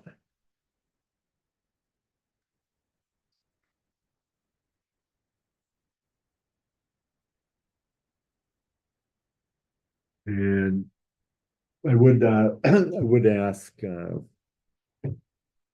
creating the list. Do you have, I mean, looking through the BvA, Mr. Moser, do you have any questions? Basically, what I would like to do is create a list of items in question for the BvA and submit that written list to Adam. Yeah, based on the fact that the BvA for October came in yesterday afternoon, it's been just a little more than 24 hours since we've had it. It may make more sense with the time that we have in the meeting tonight to write down any questions that we have in a written form and submit them to the town administrator as you suggested. Okay, do you have any particular items that you would like to question the town administrator about? Not at this time.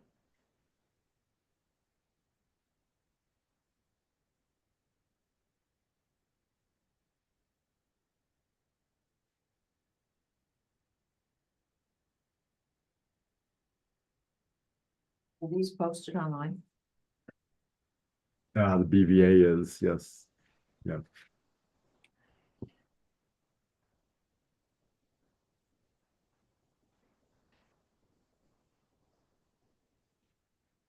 Can you, Gail, forget Mr. Kaplan.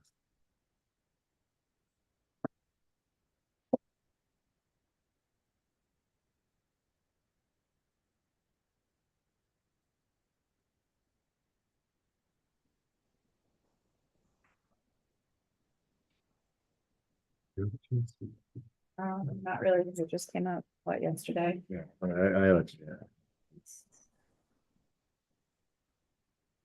Sorry. Got a lot of red on yours. Yeah, I do. Mr. Chair, sorry. Yeah. What's your name? We're going through the BvA, as of, the one that came out yesterday as of, October 31st. And I've had a chance to go through it. Yeah. I see that you've had a chance to go through I it did. with your magic marker. Mr. Moser, I think he's had a chance to go through the earlier one. Okay. And Yes, the early one. the earlier one. But do you have, Mr. Moser, do you have the latest one in front of you? I do. Okay. Mr. Kaplan and myself, we've gone through it and highlighted the areas that we have in question. Would you like to discuss them now or? I would. I think we could do it briefly. I think we Okay. can do it briefly. What I would like to do is Mr. Caplis, I'd like to go through your questions and Jacqueline, if you could record Yep. the item and the reason, that Mr. Caplis is questioning it. We're going to have a letter to Adam, Okay, with all this, kind of the way Questions? that Got it's it. done before. no worries. So since you and I have it, why don't you go through yours and then I'll go through mine, the ones that are different. And then, if Mr. Moser or Ms. McComber see anything along the way. Mhm. Well, mine, I only have a couple, so mine, Oh, okay. I mean, All right. I'm not like, most of it's, we're pretty much tracking. The departments are doing very well, with the utilizations. I mean, my first one is us, the advisory committee. I didn't know we spent $196. This was, did we talk about this, or like, was it? I someone think it said was- Paper? I think it was paper for, I think for For the town meeting? the town meeting. Okay. Yeah, I'm not, because I've asked about that. you did? I'm like, this is us. I didn't know we spent that kind of money.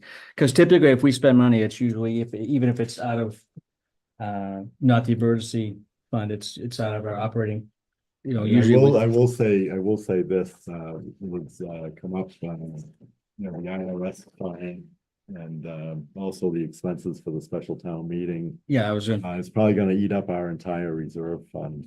well, I'm gonna talk about that too. That's on here too. The $65,000 from the IRS, that what you're talking about? Yes. Fine, yeah. Yeah, well, Now town council has written a letter that, to try to negotiate that to a more manageable amount. But, Adam indicated to the select board at the meeting last night that, if it was, whatever the final number is, somebody's probably going to ask advisory to pay that out of the reserve account. same with the $8,000 for the town meeting. I would think so. So my question for the 65,000 for the accountant is, how come she wasn't bonded? That's my question as well. I think that well, I got two thoughts on this. I think that this is headed towards litigation, Mhm. unfortunately. And if that is if it does go to litigation, hopefully it does not, but if it does go to litigation, that should be a piece of the litigation. It'll probably end up being a piece of the litigation. Mhm. If it does not go to litigation, I think that the town may very well have a claim against the bonding company. Right. That should be explored, that should be explored. Right. I think you're right. So talk more about the BvA. Yes. Other than that, I think everything's, Is there these number? Okay, yeah. I'm looking at the capital stabilization fund right now. It's at 143,000. I mean, we're still doing very well. What page? That's page 7 of 15.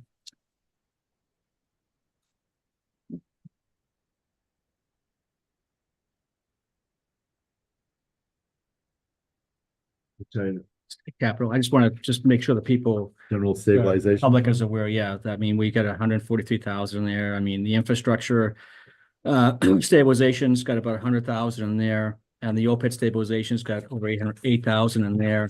I just want to make sure people are aware that we are tracking these. The demo revolving expense, we're at 11,456. And again, we're putting our money where we're supposed to be putting on based on the management policies. I mean, even the OPEB fund right now is at 401. 401,000. So I mean, we're doing very well.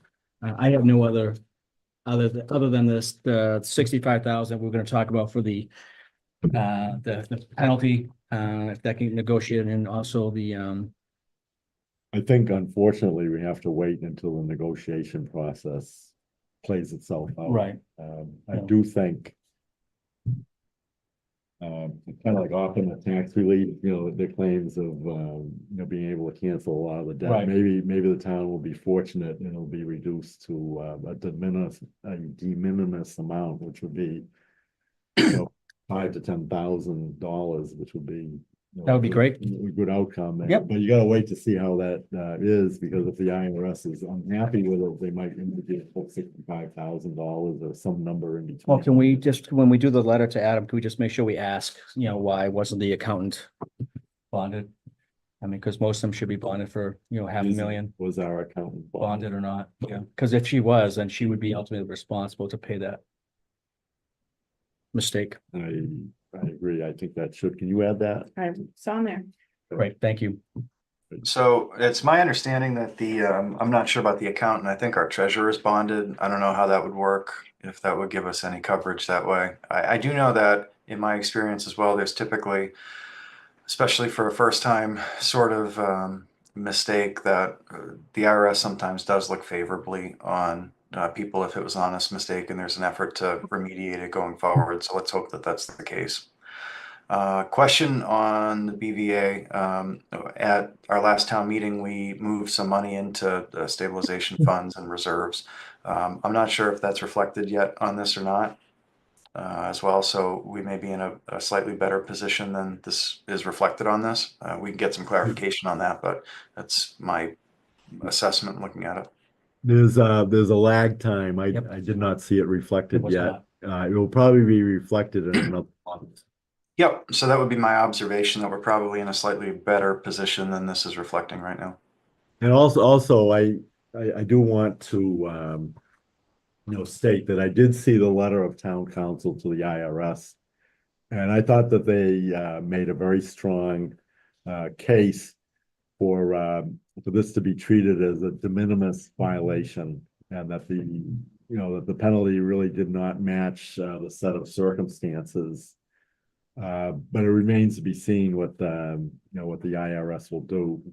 I thought given given the nature of what happened, it seemed to be a penalty of sometimes the IRS issues penalties as a deterrent to other cities and towns, and maybe hopefully it wasn't that type of a penalty.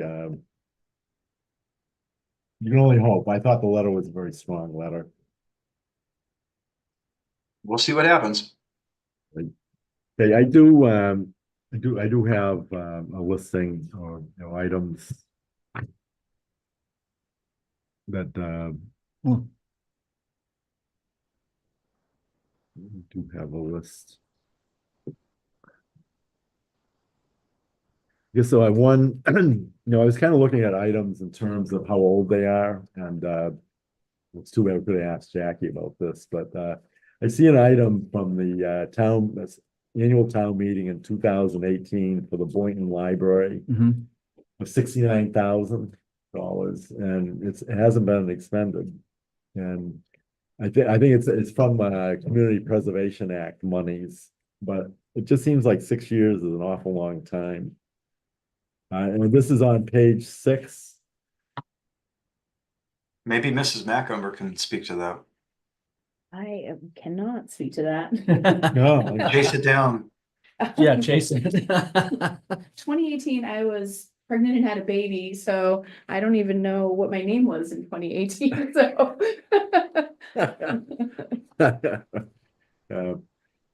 Could you, Yes. yeah, could you add that to the Page list? 6.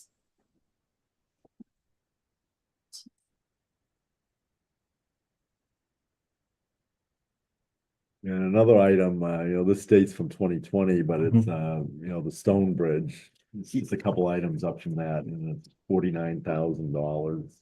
Yep. That kind of stuck out in my mind. So if you could add that to the list, you see where that is? Yep.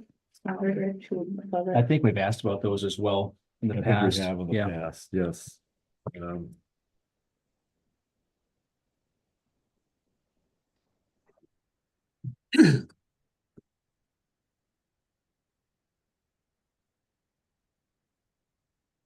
And then library gift expenses, this is page 8. And it would be right in the middle, 3, 6, 9, it'd be 12 lines from the top. So it's page 8. Library gift, 260,323.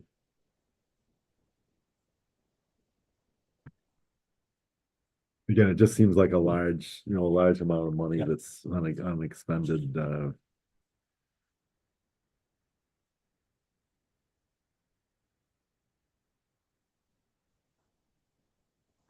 I think some of that was gonna maybe go towards the library renovations, whenever that may never happen. But I, Very well. I've mixed feelings about that, as I feel like the library is a town building. If something happened to this town, or that, that a building here, building there, we would just take care of it. We wouldn't be expected to use gift money, but. Yeah, and also, there's not to pick on the library, but again, it kind of, on page 10, looking at 1, 2, 3.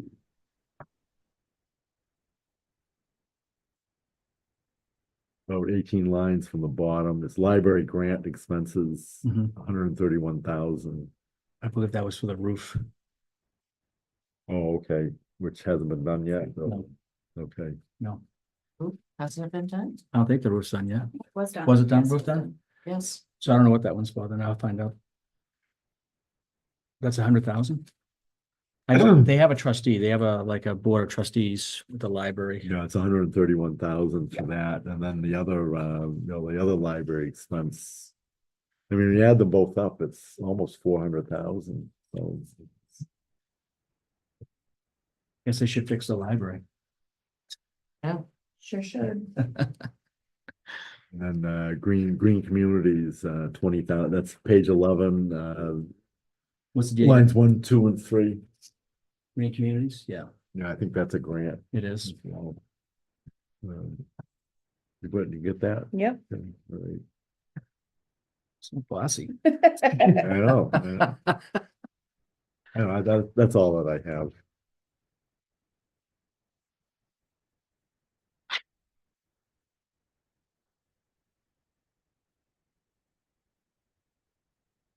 Excellent.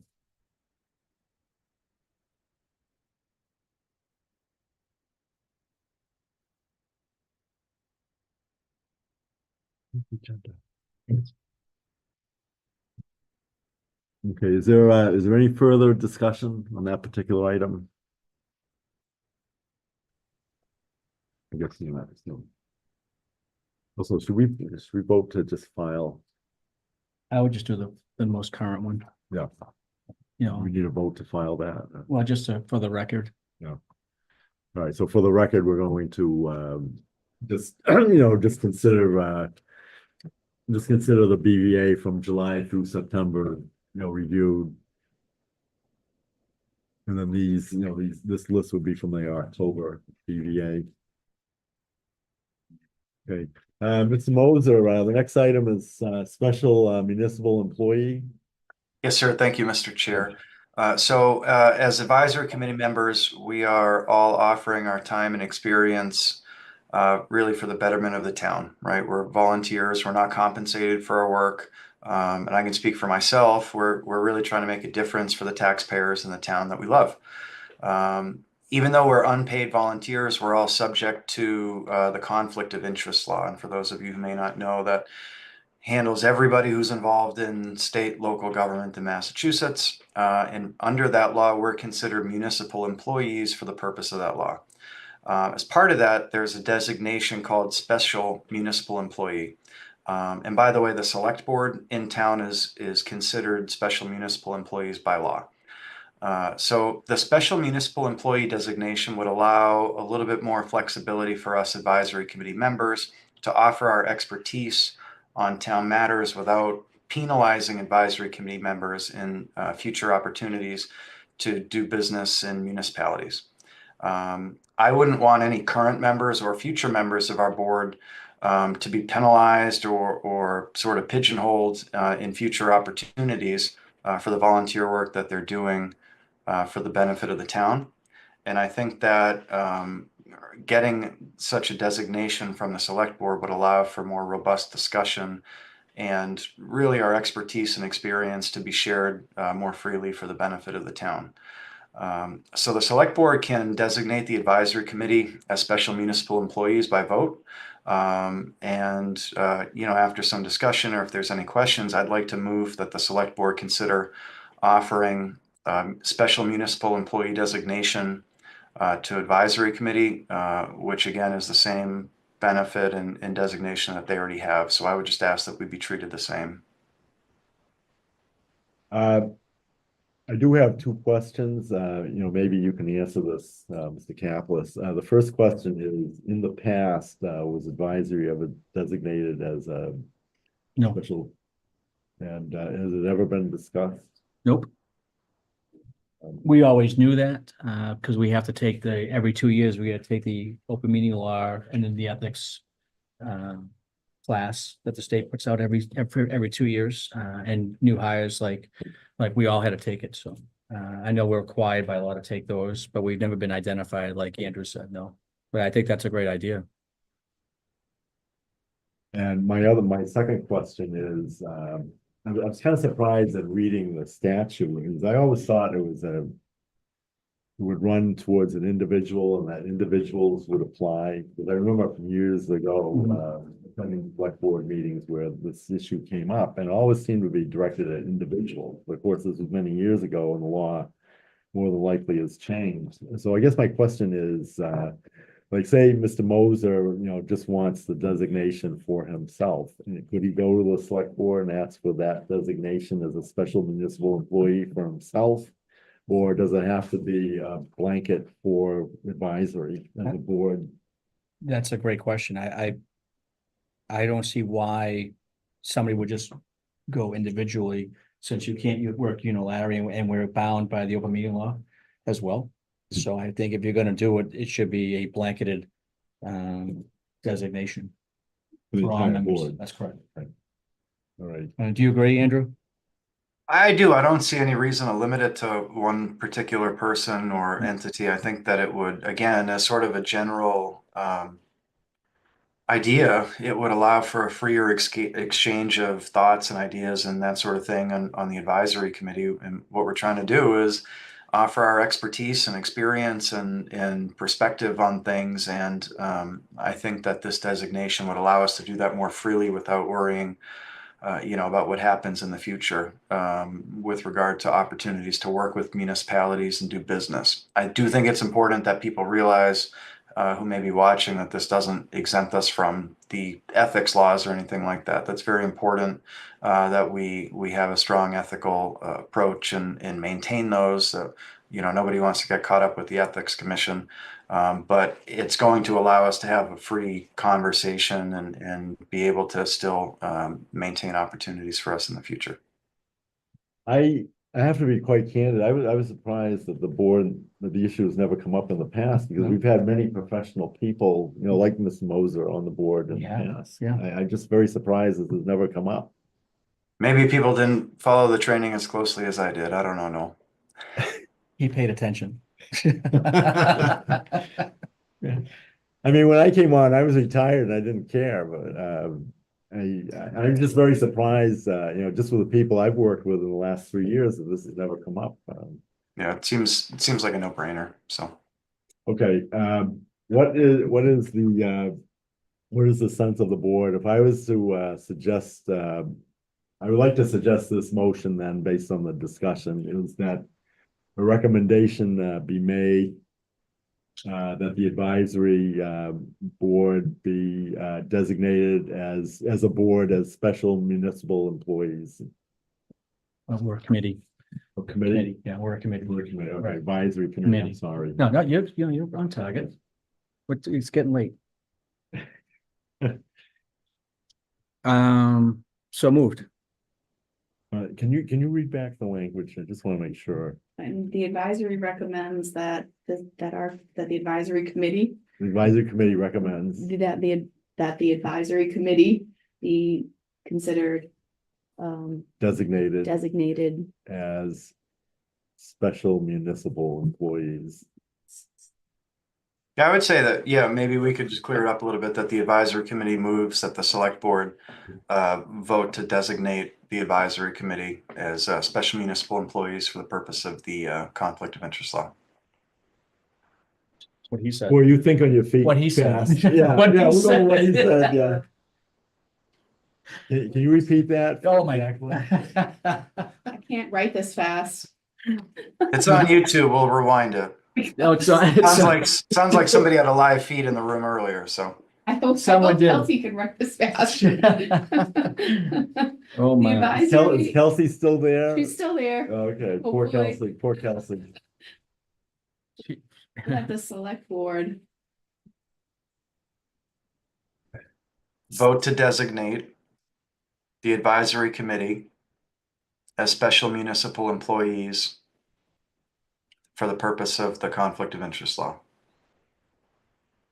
Advisory committee recommends the select board vote to designate the advisory committee as special municipal employees for the purpose of the conflict of interest laws. Yeah, and any other matters that would pertain to. We'll get, okay. All right, that's your motion, Mr. Moser. I guess it is. I second that. All right, any further discussion? All right, there being none, I'll call for a vote. Mr. Moser, Yes. Conrad, Yes. Kaplan. Yes. And I vote yes as well. Thank you for bringing that forward, having that placed on the agenda. Absolutely. Right, I knew you should have paid more attention to that class. I was retired. Yeah. So am I. Oh, well. Anyway, I'm I'm going to skip over the update capital improvements because that's you are the school budget Yes. subcommittee, and if you would like to update us, that would be greatly appreciated. So what I have learned is that, I don't know if people are aware, but there are parts of the large building, the high school and middle school roof that need to be repaired. We have been accepted and invited into the MSBA project. And the next steps is to let them know when we're ready to enter into the next phase, which is a feasibility study. And only parts of the roof that are 25 years or older are eligible for the MSBA program. So apparently there's not, all of the parts of the roof are 25 years old. And they're waiting for more information to come, kind of at like just a standstill on that, but they also would like people to know that there are 2 school committee spots that are open, one for Templeton residents and one for Phillipston resident. And they're hoping to get some interest for people who would like to join the school committee. Please don't run. To fill those seats. I have enough. I am busy. We need you here. Yeah, that's my small update. Also that the basketball court is being freshly painted and they're putting the N logo in the middle of the basketball court. They're refinishing the floor. Anything else? That's pretty much it. That's all I've got for now. And if there's more, when there's more information about the roof study, I'll let you know because we'll be looking for money Oh, yes, they will. to get the roof repairs made and done. Thank you very much. The one item that 7B, I'm going to skip over that regarding a list of town funding priorities. I think that can wait until January. The last item, the Mass Municipal Association yearly has a conference. It's generally in the month of January, I Yes. believe. And I placed this on the agenda because I would like to determine, can all of us attend without violating the open meeting law, or is it just only a part of, only 2 of us? And- No, we can all go. It's all about funding. I remember what we put in the budget for that. I think there's enough funding. I don't remember. I think we only budget, maybe we did budget for all. I don't know. I have to look at the budget. Yeah, well, my sole purpose in bringing this up is I would just like to gauge the interest. I personally would like to go. I've never been I to wanna go. one. You as well. I don't know any details of it, so. It's the MMA, it's a weekend, so Friday night and Saturday night. Friday night's kind of like a social where you meet with the mayors of communities, other advisory committees or finance committees and boards of selectmen. And there's like a meeting thing on Friday night. It's at the conference center in Boston. Then on Saturday, they host different classes. Finance, stuff for the advisory committee, stuff for select board members, stuff for mayors. Then they have like this big open room where they have like vendors for like different town products that you might need, from vehicles to software to protection. I mean, it's packed, with different vendors. But the main thing on Saturday is the different, informational classes that the state puts out. Typically the governor will show up, or the A governor. I mean, it's pretty informative. I mean, obviously, taking the classes online, which are great. But this is like an overall, umbrella of different, classes or things that you can look at. And it's really informative. It's really, I think it's important. It's just definitely something that if you're gonna stay in this type of position, you want to learn and soak up as much as you can, especially budgetary responsibilities and how budgets work. And they do have different classes on how to, budget differently, or, it's pretty decent. Okay, yeah, that'd be something I would be interested in. And it's nice, good. Yeah, the Mass Municipal Association, just, for the public, is every town in the Commonwealth is a member of it. Yep. And it's really kind of a lobbying arm, so to speak, of the cities and towns of the Commonwealth. Whenever a bill is before the legislature that affects a city or a town, usually there's an MMA representative to testify one way or the other based on inputs from the cities and towns. So it's really a chance for us to meet with them and tell them what our priorities as a town are. And also it may be a chance to speak with, somebody like the lieutenant governor or the governor, about the problems that we have, because we don't have any full-time people. We're a small town, and it's just very useful. Is this something that you were interested in, Mr. Moser? If I was to get dates, Maybe. Yeah, and it's good if more people go, because if Yeah. there's multiple classes, like one on finance, one on something else, one on different things. I mean, we can split our force up, and then we could take the notes back at one of our meetings. so what I would like to do is, since there is interest, is I would like to talk, I will talk with Adam about the funding piece and the dates. And then I'll let you all know, when I find that information out, I'll let you all know. Sounds good. Okay, any further discussion on that? Anybody else? Okay, this time, before we adjourn, I'd like to give each of you a chance to comment. Mr. Moser, I'd like to start with you, if that's okay. Do you have any member comments you wish to make? Yes, sir. Just to sort of sum up some of my thoughts from the meeting, I do wish that we had a little bit more input on the articles that are going to be up for the special town meeting in December. I think it's an important set of items for us to consider, especially where we want to protect the health and well-being of townspeople. At the same time, we want to make sure we're protecting the interests of the town. And I feel like we missed that tonight. I do think we had a great discussion about the senior center, and I appreciate all the feedback that we got from the community on that tonight. I also just want to give a quick shout out to our other advisory committee member, Julie. Wish we saw you tonight. I know she was a little bit under the weather. I hope she feels well.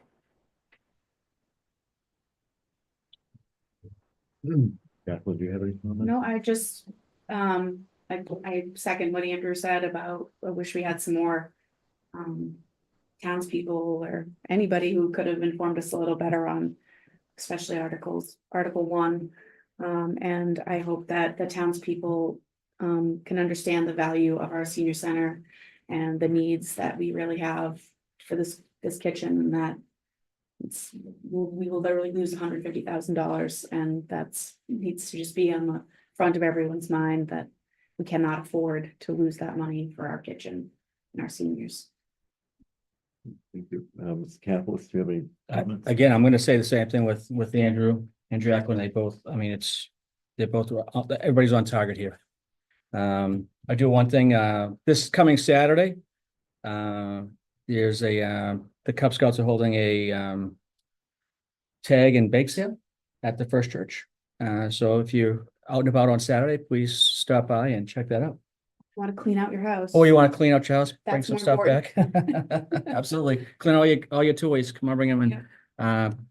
Yeah, so this coming Saturday, First Church, I believe it kicks off at 8 o'clock in the morning. There'll be coffee and some other baked goods for sale, and it's going to a good cause. Thank you. Thank you. I'd just like to close a couple of brief comments. First, I am disappointed that there was not more citizen input into the special town meeting articles. I know at least part of it is due to the constraints that we have as a committee, being Thanksgiving. We had to, place this on the agenda for this meeting because there really wasn't very much other times that we could hold it. Right. And it really didn't give much notice. Unfortunately, it is what it is. I do hope that, there is good attendance at this meeting and, that there is, hopefully, we have at least provided a little bit of information and, I just hope that it's a productive town meeting. I really hope that it's productive. The other comment that I would like to make is affordable housing. I went to a conference considering the issue of affordable housing back a little over a month ago, and I'm very concerned about the impact on the potential impact on the town budget down the road. The Commonwealth is very, very serious about this issue. It's going to be at least 8 to 10% of the entire state budget for the next several years going forward. That is their commitment. The overall commitment is to build 500,000 units of housing throughout the Commonwealth, 500,000. And it's a huge, huge number and it's very, very costly. And I think that the vast majority of the voters and citizens of the town of Templeton have no real idea of the potential impact of the state paying for 500,000 units of housing over the next several years. I wonder if this will have an impact on school aid. I wonder if it'll have an impact on Chapter 90 monies, for the roads, or the lottery monies, or the local aid. Just a shift of 1 or 2 percentage points in any of those figures, could really tip over our budget and make our needs even greater. And I just feel that there is a real disconnect between the legislators who created the affordable housing legislation. I get the strong sense of this conference that there was little or no meaningful input on the part of towns under 10,000 in population. And I do think that we can meet the requirements of the Affordable Housing Act just by rehabbing the existing abandoned and tax lien buildings in town, of which there are at least 60, and there may even be close to 100. But there was no consideration given to that piece. It's all, we're going to build housing from scratch, and we're going to, pay money, big money to do that. And we're going to, the legislation forces, I can see it coming. It forces, or may force, the town of Templeton to maybe have a real negative impact on the last 50 years of zoning, where, we have 1 and 2 acre zoning, and we have uniform zoning. And this is really kind of like the black queen on the chessboard that can really upend all that. And it's just many, many ramifications to this. Mr. Chair, can we put that on maybe our next meeting agenda with potential recommendations to the select board? Yes, I would certainly agree to that. Okay. I do. It's just such a very key issue. I know I've spoken a lot and we've met for a long time, but Well, my concern, it wasn't on the agenda to begin with, so I just want to make sure Right, that we're that's correct. on target here. That's correct. And I just doing this as a public comment. I understand. It should be an agenda item. Absolutely, 100%. And with that, Make a motion to adjourn. do I have a second? I will second that. Hey, all those in favor of adjournment? Say aye. Aye. Oh, roll call, okay, well, roll call vote, I'm sorry. Okay. Mr. Moser? Yes. Palmer. Yes.